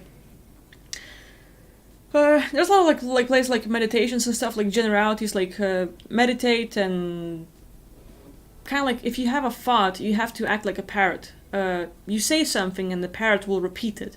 So everything that the mind says, you have to act like a parrot and sort of say the same thing, and even like try to get ahead. So if the mind says, "I have to go stand up and get some water," you start like, before you know the whole sentence, you have to like sort of step in and say the same thing, try to do it faster.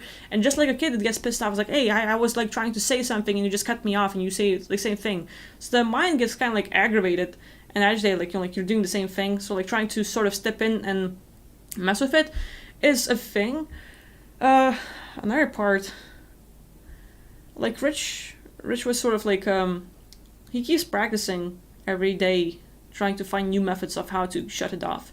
And the item being, for example, the mind won't shut off, or like I can't shut the fuck up. And basically every time your mind says something, like "I'm gonna drink some water," you say the mind can't shut the fuck up, or like "I can't shut the fuck up," and like whatever your item would be, you basically find this thing, but the mind is kind of like a cockroach, so it's going there doing stuff, and your attention on it, you shine the light with like "I can't shut the fuck up," and it's like now it has light on, so like stops and doesn't do anything. Like it's just like for a while now you become awareness, you're looking at that thing, and it quiets down, but then you relax and it goes away, and the cockroach, the mind. So you have to like constantly catch it with like labeling what it is, like "can't stop talking." So now when for example, the mind starts saying something, it just as it starts talking, say "can't stop talking," and it just stops. Now you are becoming more of a watcher or listener. So that's the thing. Yeah, my meditation copycat game, it's definitely a thing. Like it's the mind is like really tricky. So there's that. There's also like going within, kind of like doing soul conscious revocation, but basically just talking it out. Like can't stop talking in my mind, and that would be the question. Like okay, so what might be some reason for can't stop talking in my mind? Well, it just starts automatically. It's not really me doing it. Just like it just starts out of nowhere, and you just like talk it out. And the more questions you ask of yourself, and basically are able to talk it out, the more aware you are of the issue and what's going on within. You get a better understanding, and all of a sudden, this whole form of what's going on, more awareness shines on it, and all of a sudden you become a watcher. Now it's more of a perspective thing, and you go into seeing what's going on, listening in, and it's really hard. It's difficult.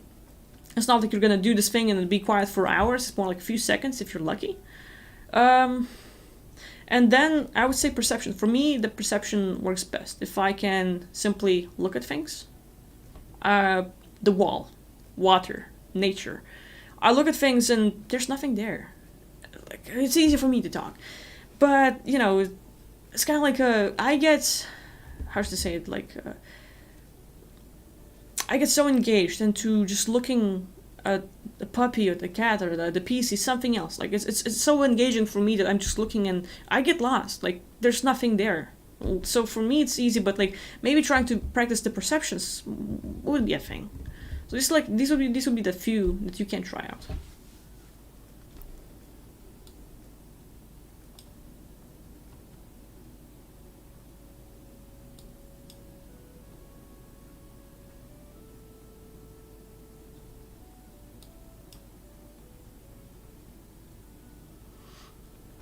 Started is asking, do you have clients that are aspects of you that split off before you, that split off from you before this incarnation? I haven't really met anyone yet in that kind of way. Well, it's not a client. There are people I know that are sort of like part of another me, in a way. Like I said, like long time ago, in that way. But before coming here, before any kind of those splits, no, I haven't met those.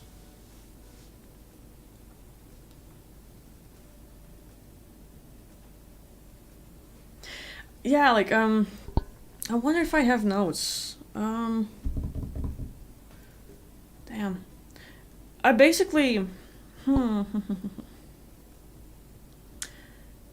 When it comes to mindage and quieting it down, like I'm just sort of looking at back at the subject. Rich and I, we were practicing, and I was coming up with commands for the mind. As in, uh, you have to be again like a psychologist or like a life coach, and talk to this being, whoever's talking to you in your mind, who is mind anyway, right?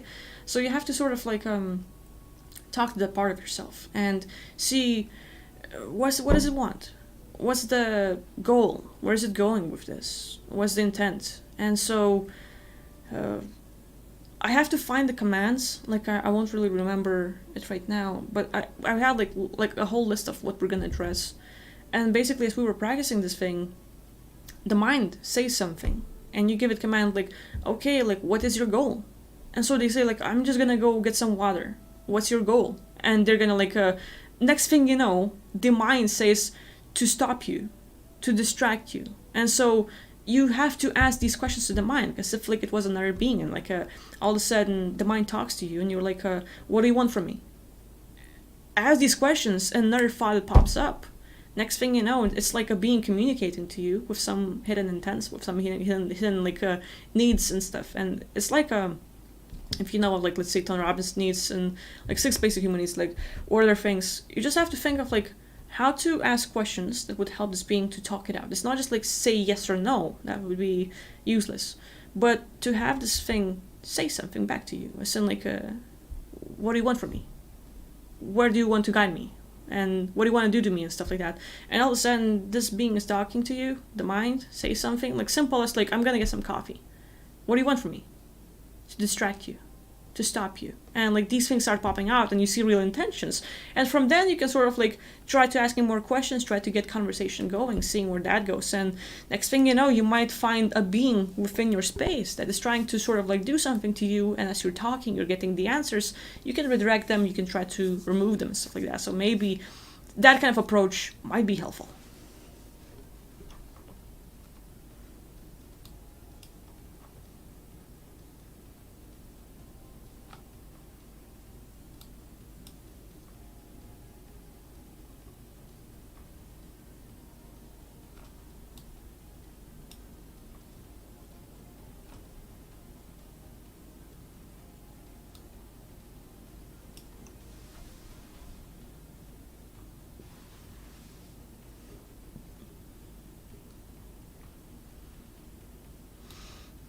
Another question from Sage.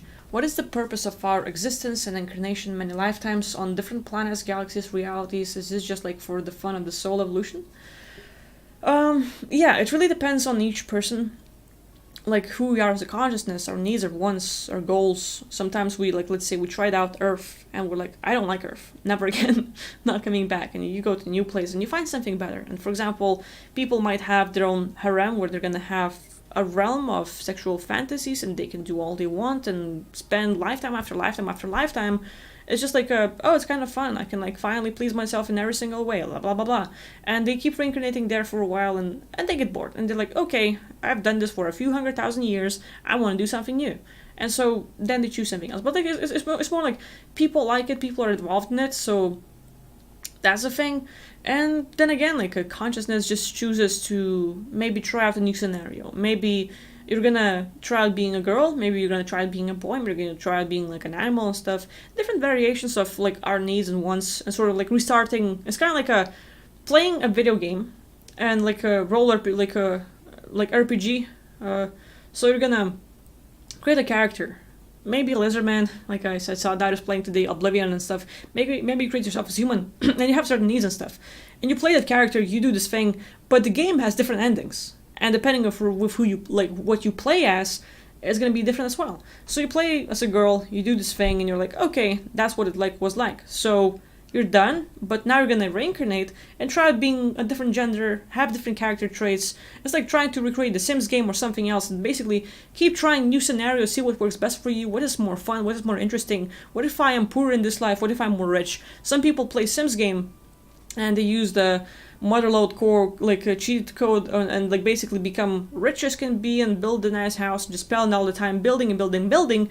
Others are like start from a super small flat they create themselves with just like a carpet and a few walls, and the whole fun is earning things. Like this guy is gonna be super messed up, but I'm gonna make him earn things. And now you roleplay, you choose the character, and why would the consciousness try to trap itself in a body? Like, you know, like it's just a game, creating yourself in a limited edition because it's kind of more fun, and you're having fun with your character. But what the fuck we're doing here, in this messed up place? So there's a lot of like variations, and you know, it's more like consciousness decides what to do, and like just like variations and stuff is definitely a thing. Okay, where's my tea? I've been talking a whole lot, and my tea got cold.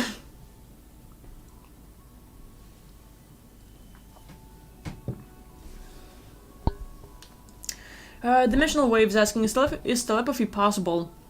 And what could stop it from happening? It's definitely possible, 100%. It's even like scientists are finally doing it, but it's more like just giving us just a little bit like, oh, we're possible with this bit. But it's kind of like officially still suppressed thing. Everyone can do it, everyone can do telepathy thing. It's more of a vibrational thing, like how willing are you to communicate with others, and how others can pick up your things. For example, you have someone in your family, maybe your dad, maybe your mom, siblings, and you're like, you really want a chocolate. You're like, damn, my parents are going into the store and my phone is out of fridge, but I really want them to buy me this chocolate. And they come back home and they buy this chocolate. Like, why did you buy it? Like did you knew that I wanted it? Like, no, it just sort of felt like it. So you communicate that thought. Like, the intention is massive and they pick it up and they actually, okay, hear this. Or like, for example, two people calling each other at the same time. Telepathically they connect. They score like, they feel like, I'm gonna call this person, and they receive like, what the fuck? So like there's a lot of these variations where people connect in these ways. It's a common thing, and it's more like, you know, like how big is our intention? How is the communication between people? Because like, for example, you really want to communicate, but the other person shuts everything off. So there's that, and like there's like lots of ways to connect with it. But like basically, if you have someone to sort of like practice it with, you can definitely try to work with people like explaining things and like, you know, like, okay, this is gonna be our standards, this is what we're gonna do, and basically have an everyday thing where you practice things. Some people like with the remote viewing, where people like, let's say, go to different places and see things. We can do the same thing where we can transfer a part of our consciousness and put it in another person. And like, let's say while that person is doing one activity, you are acting as if you were that person in your mind, and you're putting like, I'm gonna pick up a cup, and you're basically just like imagining yourself picking up a cup as if you were that person, and all of a sudden the person sitting in the chair just picks it up, sips it.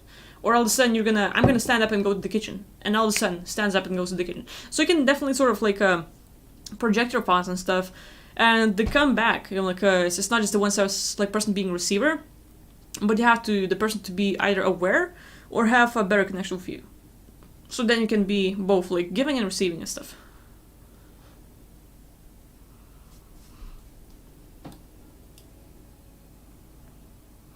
Zach is saying, I have to say, one of the best things I have ever done is keeping a dream journal. I must spend hours going over my dreams, and I'm really noticing things about myself. That's really great, Zach.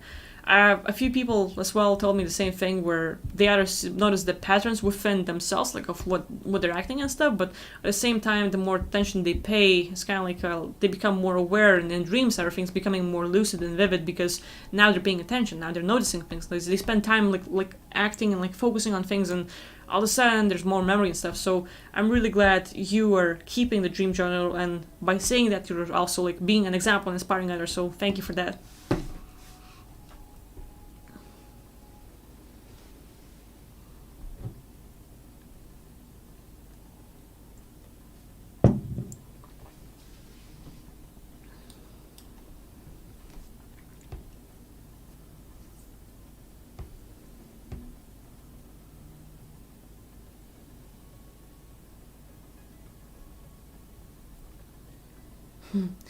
Alex asking, am I gonna reincarnate after this lifetime? Nope, not here on Earth. I'm gonna go somewhere else. Yeah, I don't want to come back here. Once enough. Um, I'm Eric is asking, are mythical heroes like Hercules actually offspring of extremely powerful beings in the multiverse like Zeus, therefore acting a lot like the limitations here on Earth and showing great powers? Yep, I would say yes. One thing about these things, like with the Anunnaki, it's kind of like, depending on their name, it's kind of like the shorter it is or specific sounds has more power, like Anu, so it has like a few sounds and it's like kind of like more, like, as the place in the whole like hierarchies is higher as well and has more powerful.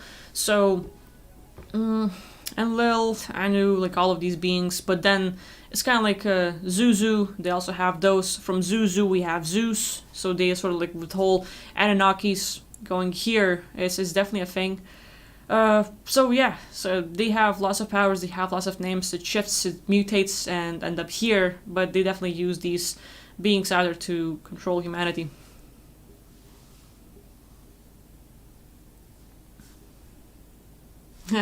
Liberty Edwards is saying like he started keeping a dream journal as well, and he reread them today, and he couldn't stop laughing while reading because he had some weird dreams. That's pretty good. Darius Chapis is saying we may together explore the universe and help out beings, and oh yeah, we totally can. That's a cool thing about it, because like a lot of people can actually gather in groups and do these activities together and keep their notes, like how much of it is similar, how much of this like succeeds. But like if people are able to get out of body, they can practice it as a group, and next thing you know, you have fun out there with buddies and people close to you, but you can experience so much, and you basically with your godlike powers out there, it's just awesome.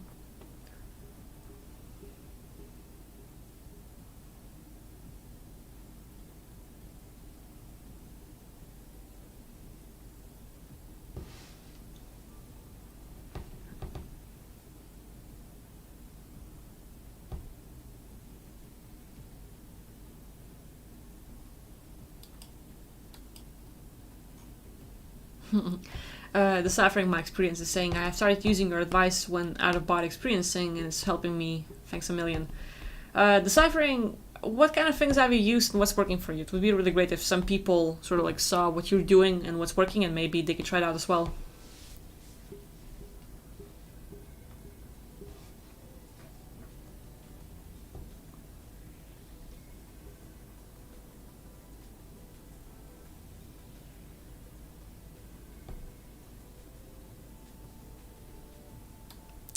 Plumeria66 is asking, when you went to the reptilian spaceship, were you in your astral body, and what did you look like to them?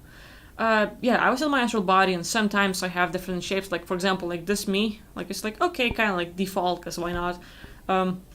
So that's how I look like. I'm like a meter 71 centimeters, like 171. So we can look up how much that would be in feet. Meters to feet. 5.6 feet. So I'm 5.6 feet, looking up at a 17 feet tall reptilian, and they're like, "What the fuck are you doing here, kid?" You kind of like, like looking down on me, but they're respectful. They're very respectful.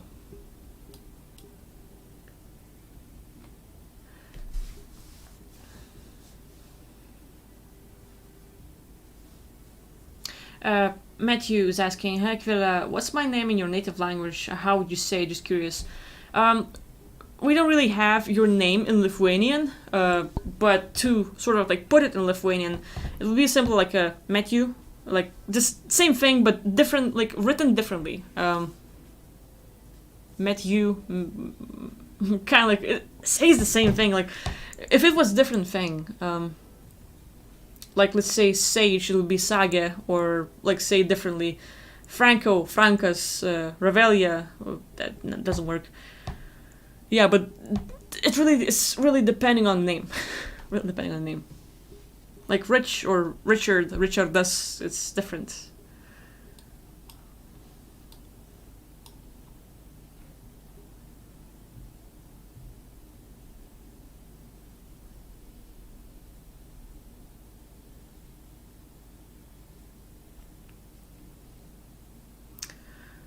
Dimensional Whale is asking, can you have Ubi without being lucid? Yeah, actually, a lot of people on Earth have out of body experiences, but without like really being lucid, like aware of what's going on. They get out, but they either don't have any memories of it, or they get out and it's complete pitch black because they sort of have their visuals off. So it's like as if like you haven't experienced anything, but they were actually out. So it's a common thing. But if you're asking like without like going from lucid dreams into Ubis, you can get out without trying that stuff as well.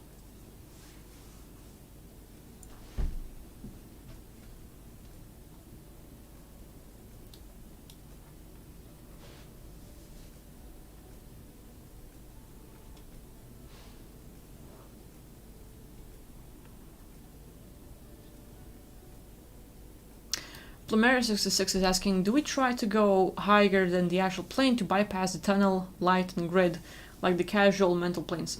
We could say that. Let's say the whole grid and stuff is around the Earth, like the whole thing with the light and stuff, same place, like very close and stuff. But you can simply sort of like imagine teleporting yourself, like just try to get out and stuff. So yeah, it's totally possible. Unplug the Matrix asking, have you done 360-degree vision? I've been wanting to try that. It's really fun. It's really fun to turn off yourself, like as in like identifying with this and be able to see everything. And sort of like I can sort of like do that like even right now.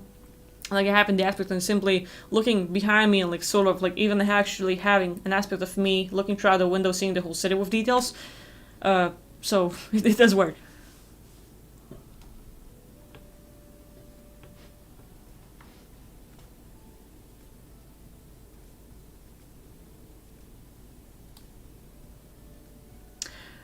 That is asking, what tea do I like most?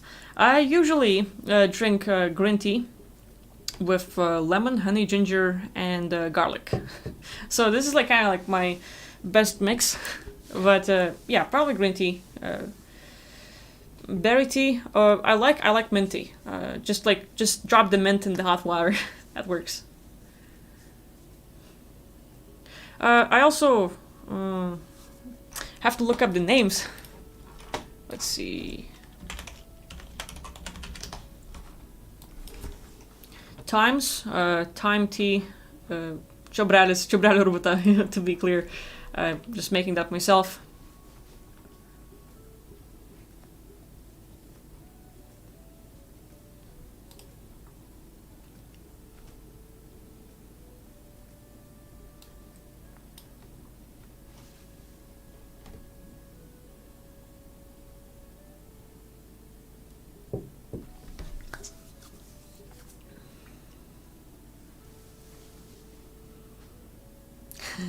It's a really interesting name. The rebel cryptozoologist and paranormal investigator donated $5 and is also asking, what are some of the things we can do to awaken soul memory? That's a really good question. A lot of times, for me, just like noticing limits on this life. For example, what is causing some of the limits, maybe affecting how I am acting in life, maybe some of the difficulties and stuff. That can sort of like help me to focus on what's limiting me, and by looking at that I can sort of like recall my past life, see some of like where does it come from, what caused it and stuff. So like being aware of our own limits and stuff, maybe some of the issues you have, that's a thing. Without trying to recall your past lives, just like sort of like talking it up is a thing.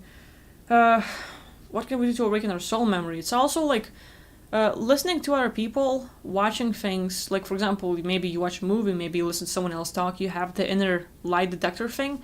So it's kind of like you hear something new, but deep inside, you actually sort of like knew this kind of thing before. It sounds like super familiar, even though here on Earth you hear it for the first time. It's as if like you have experienced that before. So if you sort of like start looking deeper into these things, that helps. Getting out of body, astral projection is also part of it. So you could try that, but like good luck. It's hard for a lot of people. What else? Trying to talk to beings from out there, maybe connecting to your spirit guides, some people from your past lives, anyone who you actually trust, or maybe asking out for some beings. They can contact you and sort of like bring you that information and knowledge. That would be also a thing to sort of like download that stuff. It would be like just a few of the things you could try doing.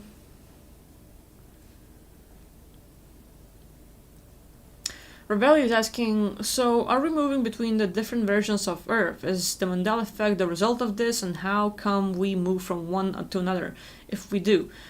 Yeah, the thing is, like, it's kind of like we're constantly moving because of our vibrations. So, like, depending on how you're doing daily and where you are, you can actually have different sort of outcome. And for example, people with low vibrations, or like however they're doing throughout the day, you can actually attract other beings like from other spaces within and get close to you. So like that's how like a lot of entities come close and like start messing with people, because we match their vibrations, we match their agreements, and they come close, and like now we sort of like have new friends over here. So it's kind of like living the day, like an open door here. So there's that as well. Regarding the Mandela thing, there's a lot to it. There's like the whole D-Wave computer. There's a lot of like time wars where like a lot of this like space opera thing. A lot of beings trying to manipulate the time strings and like trying to like change up some events. So it's constantly happening. We have other forces trying to like merge some of the realities. So like we constantly have these changes. There's a lot of causes for what's going on, like how we see things and like the whole Mandela thing. So yeah.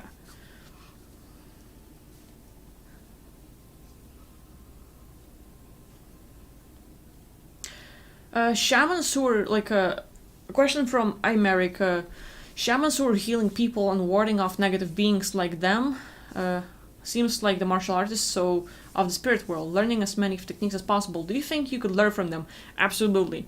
The way I see it, like a lot of people that I meet, like even like all of you here, I can learn a whole lot. Like that's the thing. Like I don't want to look myself as some higher or better than you, because I'm not.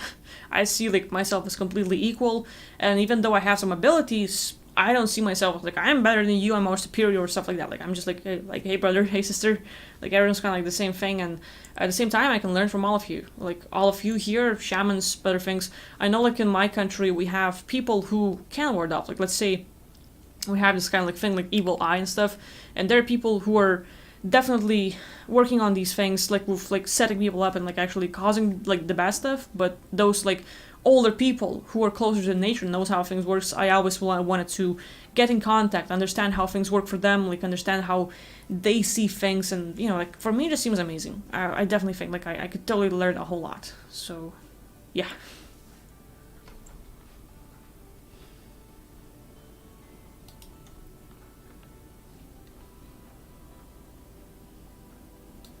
Alexander is asking, like, have I seen beings who are highly spiritually evolved and evil at the same time? Yeah, definitely. People like us, let's say you and me, those that like try to practice out of body and stuff, and we're like learning all kinds of experiences, and we like try out different things, so that's all cool.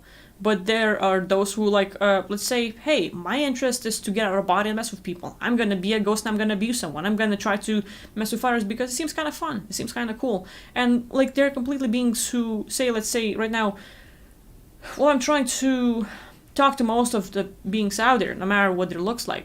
I'm trying to understand what they're coming from, what's their point of view and stuff like that. And, like for me, it's like really interesting. Like I think like everyone can teach us a lot. But another thing, someone else can be like me, but have like, fuck others. Like, they abuse me, so fuck them all. And I'm like, they basically, if you look long enough at the abyss, you become the abyss and stuff. So like, there's that. And They definitely can't be the same thing. I've seen a few who are actually trying to intercept with the uh, coming into the earth, like whole like incarnation or reincarnation, and like trying to push people in the body, trying to cause the like birth bump, and completely conscious beings, just like you and me. They get out of body, or like they have their own life over there, and they try to mess people up because why not? Because it's fun, it's something to do, and complete like pure evil. So yeah, there are those as well.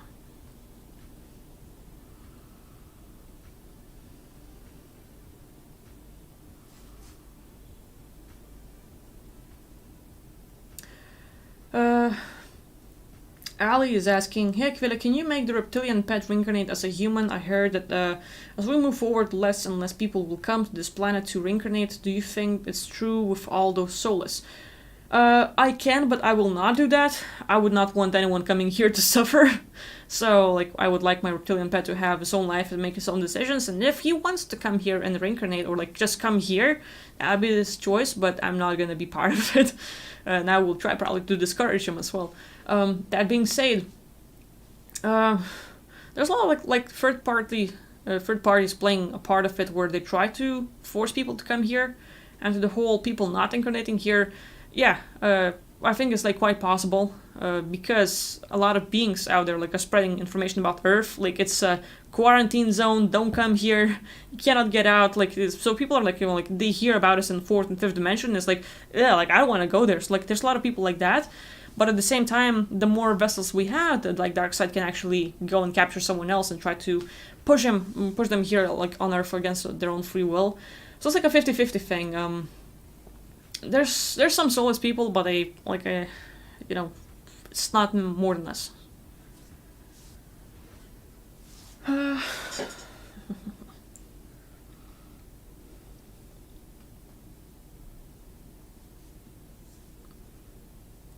Okay, deciphering my experience is saying, do you have a playlist to recommend for folks that are awakening to the Secret Space program background but new to your work? Your English is excellent. It reminds me of a Dutch girl I worked with at the South Pole. Regarding the whole Secret Space program thing, Emery Smith. I don't really have a playlist to recommend, but like if you look into the Emery Smith, and I don't know if it's Gaia or somewhere else you can find this material, people that he had interviewed with, I can completely relate to, let's say, Randy Kramer's, whatever he experienced, a lot. There's a lot of people that I listen to. 5! Not that many, but like in my world it's a lot.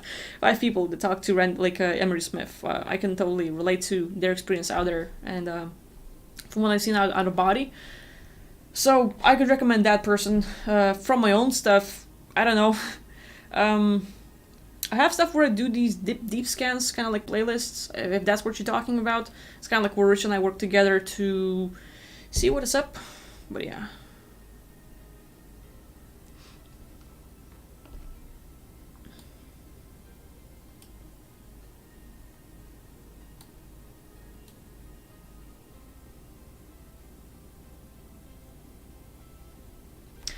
Zachary is commenting regarding the dream journal, saying if you keep your dream journal long enough, like doing it for a long term, you might find that your dreams become more focused and organized, or your ability to understand them becomes better and they seem less weird. So that's a really good thing to do. And if some people are practicing getting out of body, doing astral projection, or simply trying to go into the anime world or experience something new, keep the dream journal. It's really important.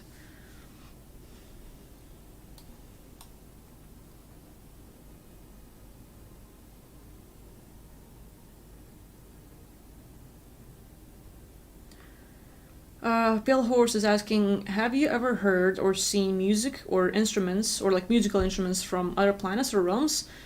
What did the music sound like, and what did the instruments look like, or the sound look like? There's a lot of I've heard a lot of music out there, and with music, it's I don't know, can't really give it the genre. Maybe I don't know, uh Western country style, kind of like a bit of rock style out there in the multiverse. There's a lot of this kind of like a singing where a person can simply have a single note, but just use their voice. But it can be sort of like go deep and low and or high, just reach all kinds of pitches, and like it's really amazing. Just like one simple note like hum, but they go all over the place, and it's absolutely amazing.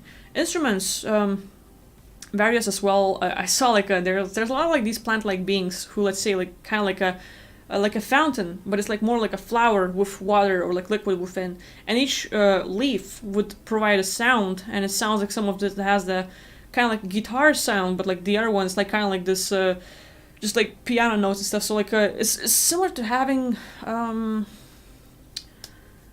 how's it called? Is it the drum kind of looking like a UFO? Hand drum, I guess. But basically, like it's you can like literally like play with like leaves and have similar sounds, and or the water will have different vibration. So it's totally awesome. Crystal music is also wonderful.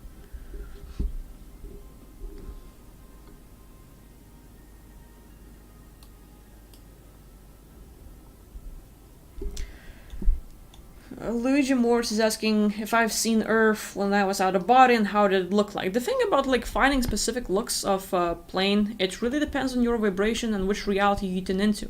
For example, you get out of body and you're gonna check out the car plates here, and you have your buddy like being near the car, and so like while you're checking out the like car plate number, you're gonna like check with your buddy like has it been right. And for example, you might have seen a car and your body's like, nope, wrong number. So you might have like alternate realities. For example, you see one thing, but it's another thing. So like, it's really about tuning into the right place and stuff. But for random places, yeah, I've seen Earth as round. I've seen Earth as like being flat. I've seen like Earth as simply being like a realm where it's just continuous like experience. So like, all kinds of variations are there, depending which kind of realm you go to.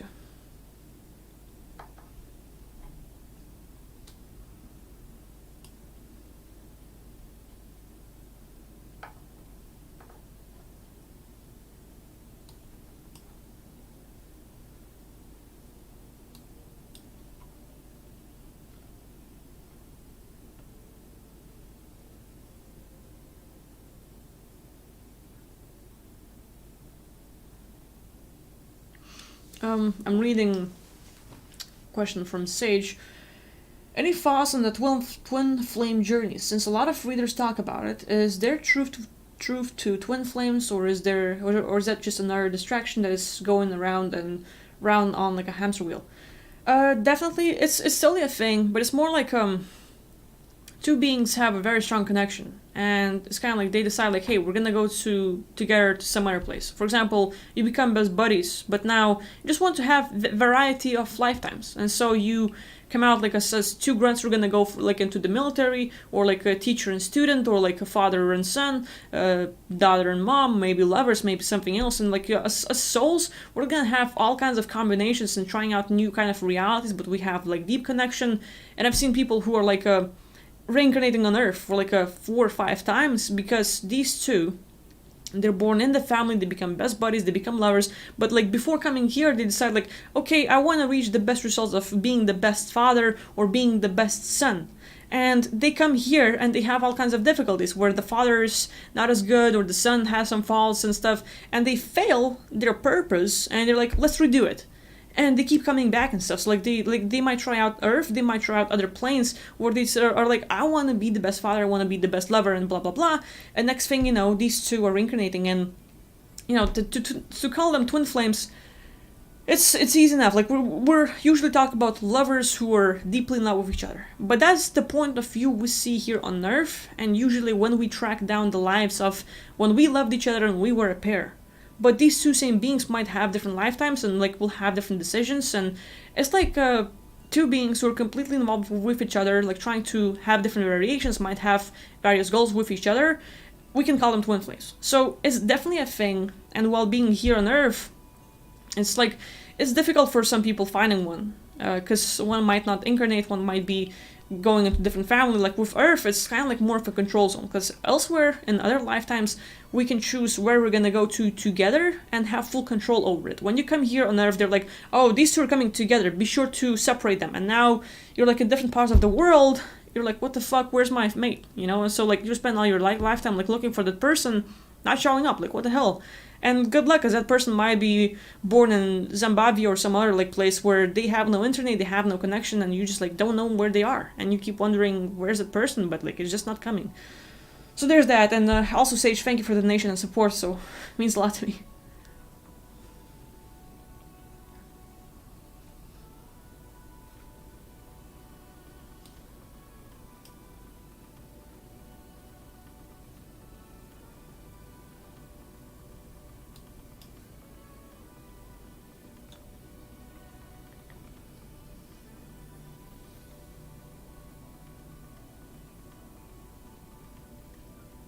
So I'm still reading through your comments and seeing what is up. I'm almost out of my tea.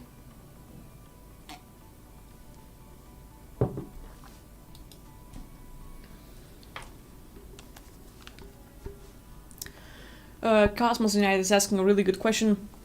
Have you looked at the sky in lucid dreams, and have you noticed codes and patterns in its symbols, for example?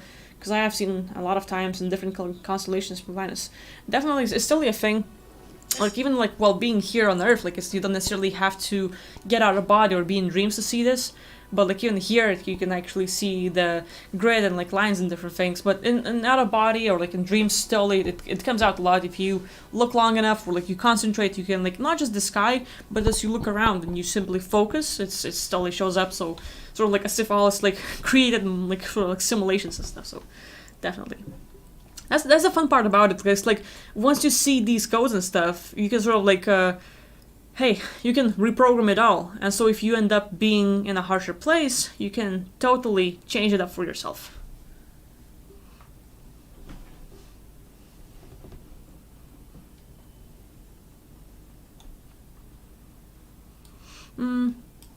Okay, Americ is asking a really good question.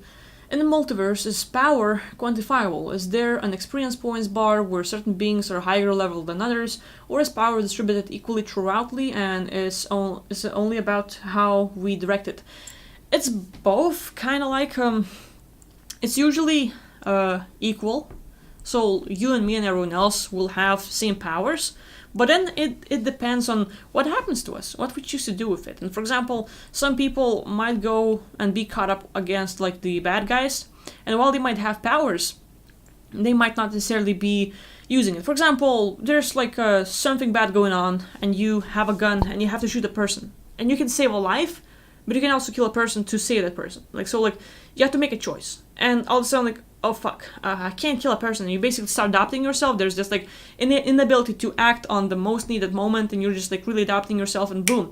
So a lot of times there could be massive wars going on or something, and we take it personally for some like reasons and like out in the multiverse, and oops, you hesitated, and you end up being trapped or something happens, and if consciousness agrees that it can be limited, it will be. And so, for example, once we start seeing our own experience, that like, oh, like I can't do this. And so you start adapting yourself. You yourself are numbing your abilities down and taking it away from yourself. Because you yourself are sort of like putting yourself in this trap box where you can't do certain things. And with that is the experience of like dwindling spiral where we keep going down. With each lifetime, with each experience, we might have some doubts. We might see things where like we fail, we don't do things, we get attacked, we get trapped. And people keep like going from life to life where they just keep getting attacked. And for example, in one life, you might be like, I know my powers, and these fuckers are bad guys, and you end up killing all of them, but you just killed a planet with 7 billion people in there. And these 7 billion people, completely as equal as you who were playing nice people on the planet, are now like, that fucker messed with us. So 7 billion beings, completely on the same level as you are, come after you. And all of a sudden, they keep trapping and messing with you and like putting things where you're one against a whole massive army. And you're fighting with someone who's equal as you are. But they have the advantage because they're many. And they have a way to trap you, to mess with you, to put you down, and all of a sudden you're like, uh-oh, I'm here on Earth, and I can't get out of body, and I can't use my abilities. And so it's kind of like, depending on our actions and what we do in the whole thing, if we're not being responsible, we can totally get our ass kicked. So it's pretty much like that. Like a lot of people might abuse their powers and do things where they fuck up, and then they get their ass kicked, and like, oopsie, didn't think about that one, so it's still a thing.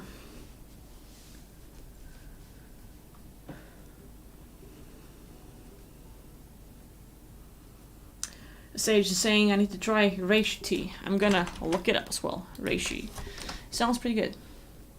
Oh, the fungus tea. Yeah, we have it. We have it. If it's what I'm thinking, like it's a brewing of like a growing a fungus and like fungus tea kind of like. If that's what you're talking about, then yeah, it's pretty healthy.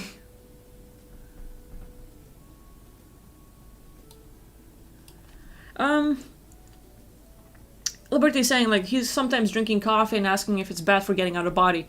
It really depends on how addicted you are and like how much is it messing to you. As long as it's not calcifying your pineal gland, it's okay. Some say completely dark coffee, like not instant, but more like brewed coffee. It's just much better, and you can do it. There's like all kinds of various, but like Liberty, there are people who can drink alcohol and drink a whole lot and still get out of body. It might be like one of the things that might mess you up if you do it too much over a long period of time. But if it's like, sometimes I don't think it's much of a thing, because even people who drink alcohol with all the limits and stuff, they can still sort of do it. So it's not much of a thing for you.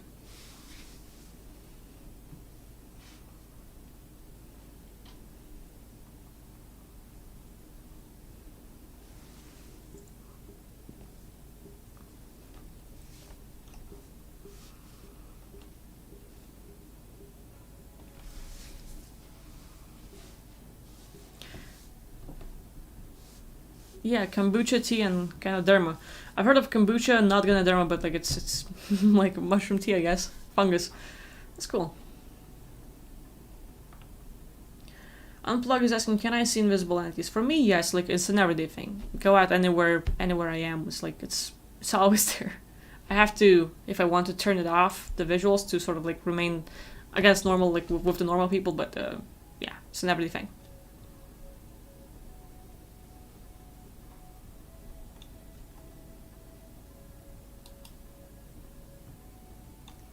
Dash Chapas is asking, can I check out on Nikan? Because he's worried that something might have happened to her. Like, totally, buddy. I can check it out.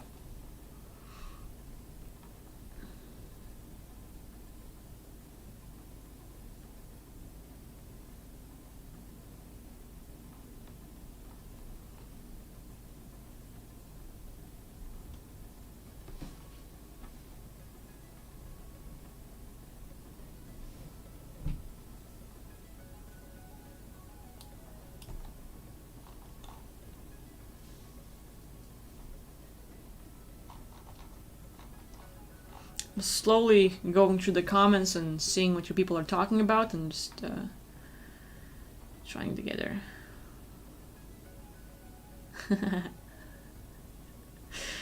Matt Nixon is saying your birthday is your B Earth Day.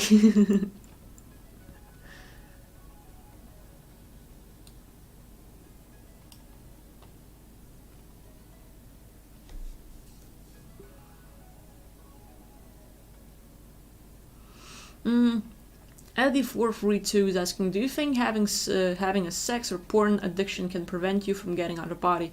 Not really. I mean, sex can give you pleasure and that like massive dopamine, so it's actually gonna set you for like a better vibration, and you have higher chances to get into the positive realms. At the same time, if you're too much engaged on Earth, like having like a physical pleasure here, it might create your mindset into the best place to be is here, and I don't want to get out. This is the place where your sexual addiction is gonna keep you looking here, focus on the material.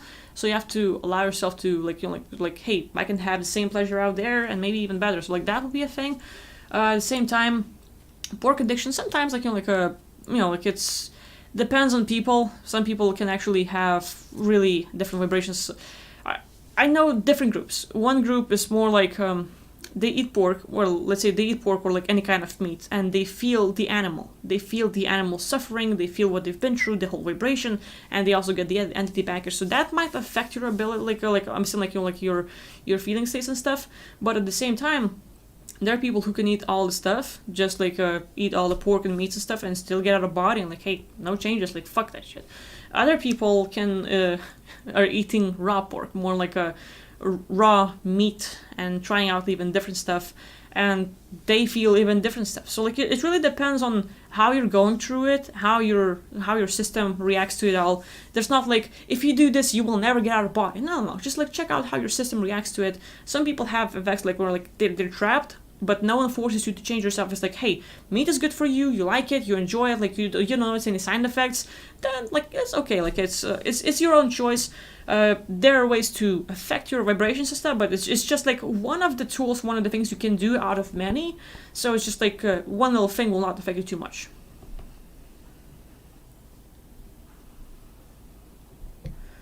Unplugged Dimitri was asking, have you ever thought about trapping entities? Could be interesting. Not my thing.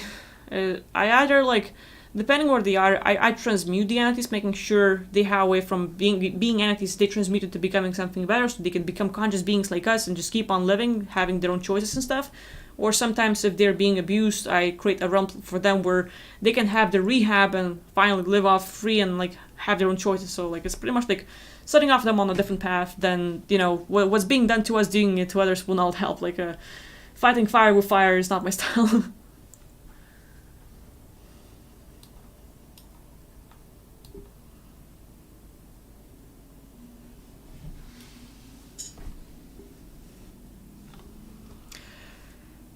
Jean Perdis, thank you for the donation and being here, buddy. Appreciate it.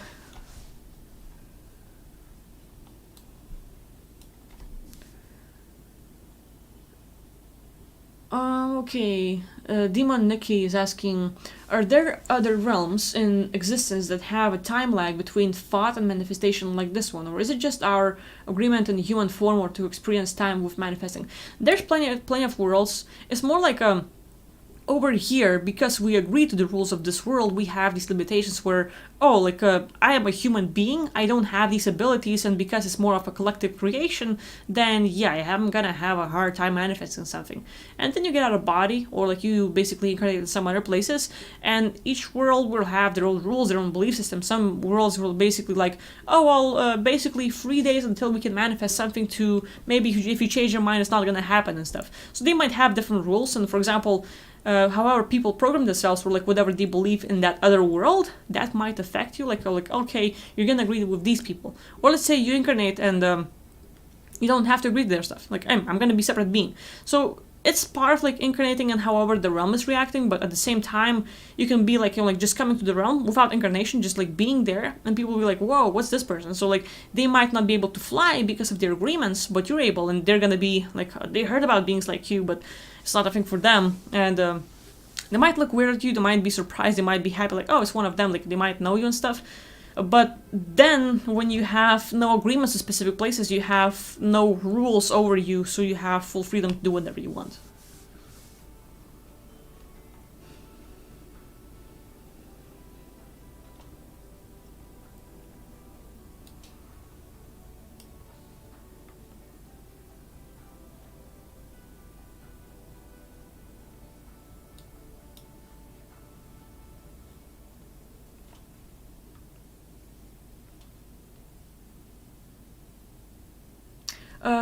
Chris is asking, can a voice recordings work as well as writing for dream journal? Definitely. The thing about it is, like, you can write it down, like, we have different ways of memorizing things, and while some people have it better while hearing it, others will have it better like while saying it, others will have a better time while writing it down. So like depending on how you learn and what's your style, that's gonna be part of it. But as long as you share it, as long as you do it for yourself or simply meet a person and just tell them about it, like, hey, I had this ubi, and you like tell them about it. Like you don't have to always keep it for yourself, but just like one time either writing it down, saying it out loud, sharing it with someone else, or simply keeping notes and all this stuff. It's really good because you pay attention. You like, hey, we're gonna tell a story about it to your friend, whatever you experienced, and all of these things. You're gonna sort of like try to recall it and like look at it back and like retell it. Maybe it can be like a phone or something, and you're gonna record it. But it does help. It does help whichever way you do it, as long as you try to recall it and give it back. It's the main thing.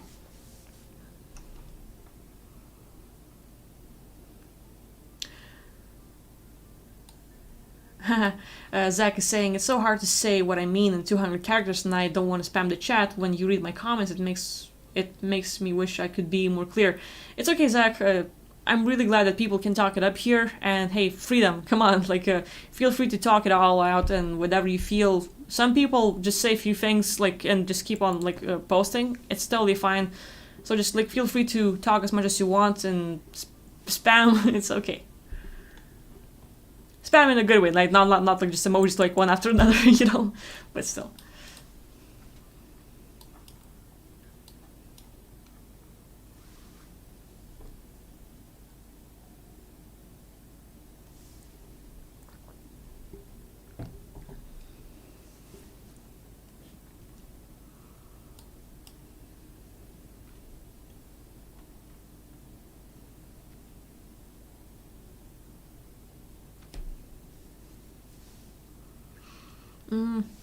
Sarseed is asking if I can recommend anyone to help you out.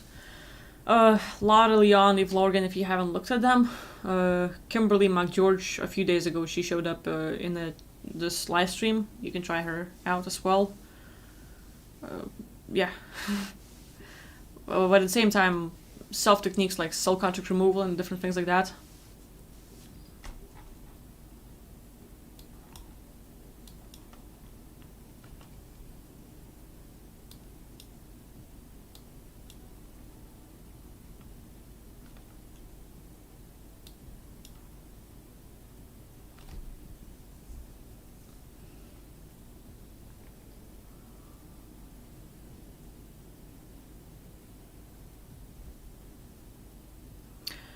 Frank was asking, when the entities see you, what do they do? Do they keep the distance or do they pretend that they're cool with your presence? Really, like, depends. Like, a lot of, like, different beings act differently. A lot of them notice me and, like, oh shit, they better say it all. Like, depending on my intentions, do I want to find something? Do I want to deal with them? If they are scared, they're gonna try to run away. They're gonna try to hide. They have emotions. They do react to things. Some are like, well, they know that I'm here to find information, so they're gonna tell me everything I want to know and make sure they move away and like basically try to not interact with anything anymore. Like try to like get out of the picture and try to like not get their ass kicked or anything. Like so, there's that. And other beings, some entities like are more like not aware of what I'm capable of, and they're like just they're like what the fuck. They might try to mess with me, so it's like more like. Taking them as a cluster and like just having a talk and like, hey, be careful. So there's like various styles, but like all kinds of beings.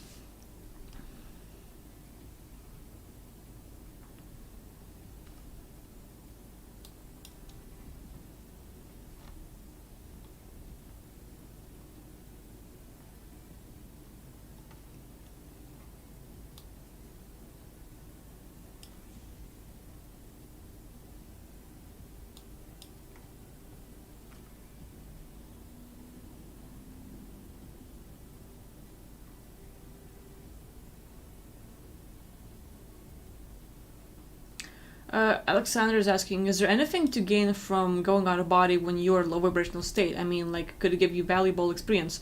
Yeah. I mean, let's say you might have like low vibrational state, so you end up going to like lower astral realms. But if you're still aware of your powers, of what you can do, that will not limit you. It's basically you might be in more like places with kind of like bigger gravity, where you're moving slower, where it's a bit like everything's slowed up, heavier, like feeling like you're being pulled and stuff. They're like variations of these things, but at the same time, you can still learn things. You can still meet new beings. You can still sort of like change things up for yourself. And just because you might not be doing good yourself, when you get out, you still lose your case. So whatever you had going on Earth, like for example, you had a bad day and like really like sort of like in that depression, you're not feeling good, and you get out. When you're out there, you basically have all the feeling like, hey, no more thoughts, no more worries, no more all of these like issues you've had on Earth. Boom, clear. Oh, and I'm just finding myself on this like lower astral realm. Well, fuck that, and you teleport, and now you're free. So basically, just because you're lower vibrational state, when you get out there, it does not limit you. It's actually still you have the full freedom, and just because you might see some weird beings and kind of like looking ickier, it's not a big deal as long as you know your powers, and you can deal with them all and teleport somewhere else, change realms, go somewhere better, and have all the freedoms. So you can definitely get a lot out of it. And like just because the lower vibration doesn't mean less, it's actually still a way to get out and like worth doing it.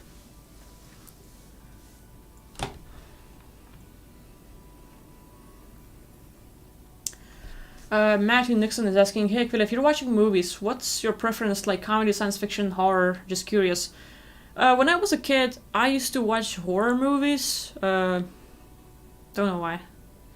But nowadays, it's more like I'm looking for things where I can find self-disclosure. So Matrix, They Live. Um, I recently watched Harry Potter with Rich. So I saw some like relations to entities with those dementors. I think about making a video regarding that. But anything where I can find self-disclosure would be good. It's totally a thing. Like latest movie I watched, the most recent one, this was Venom. Pretty good with this entity being within and like talking to us. It's like it's so real. It's that being within who can control you, who can shift your thoughts, who can affect your body and stuff. So I don't know, like sci-fi is great. I'm really open to genres as long as they have some good messages. So yeah.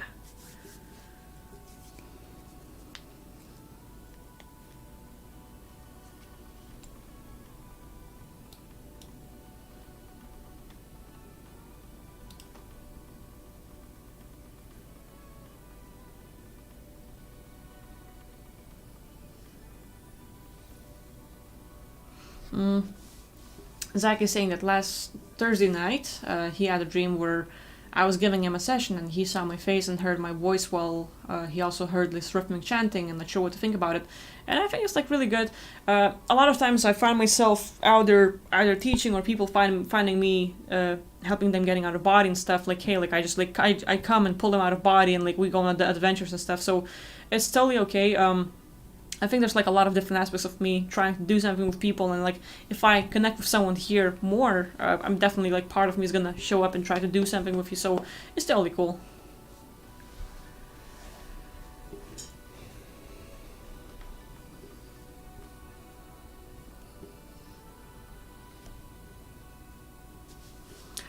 Lewis has an interesting question. When I had a gift to jump or teleport 3 times, I was then targeted with electric shocks.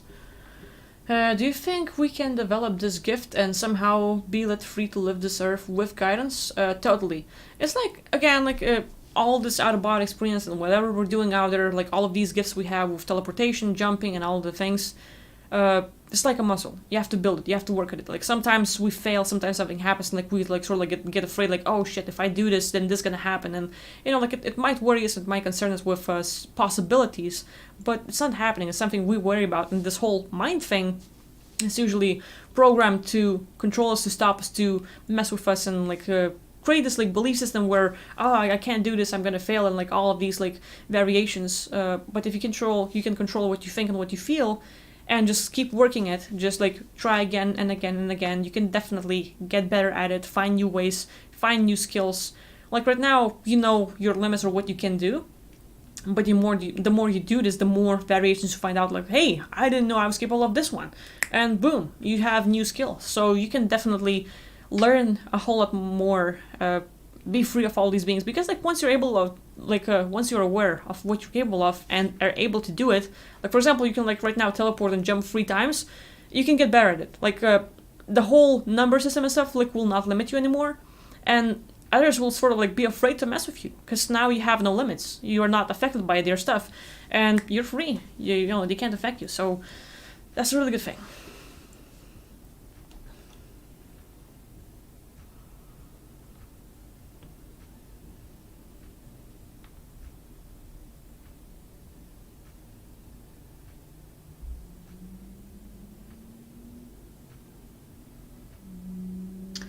James is sharing an interesting experience where he saw two 10 feet crowmen with 7 feet tall staff each guarding his house a night before his dad died, and he knew that when he saw them, they were there for his dad and in a good way. So, yeah, like it's really cool. It's really cool, James.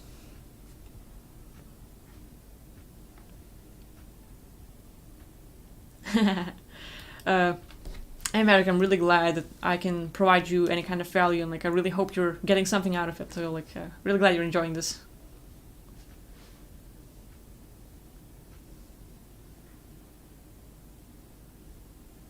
Yeah, you're totally right, James. These dreams and whatever you're experiencing are not coincidences at all. Like he's talking about that he could tell people dreams and the experiences he've had, and a lot of people would not think it's true. Like they would think it's lying and or a coincidence. So like, James, if you have a way, feel free to share those experiences on my channel. You see a video, just tell your story, relatable or not, doesn't matter.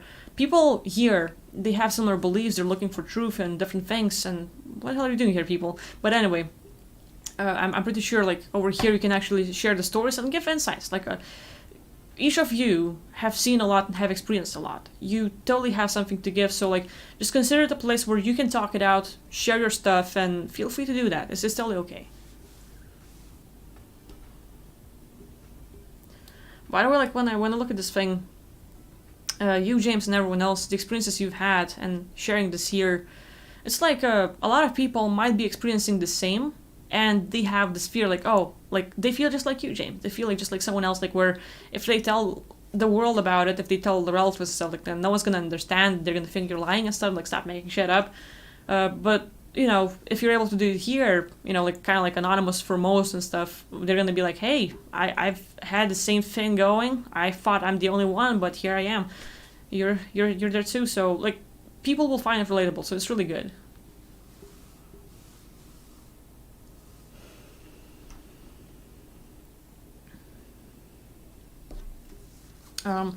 Luigi Morris is asking, are there any planes more dense and heavy emotionally than this one? Some say that there are 7 Earths of lower vibration and 7 Earths of higher vibrations.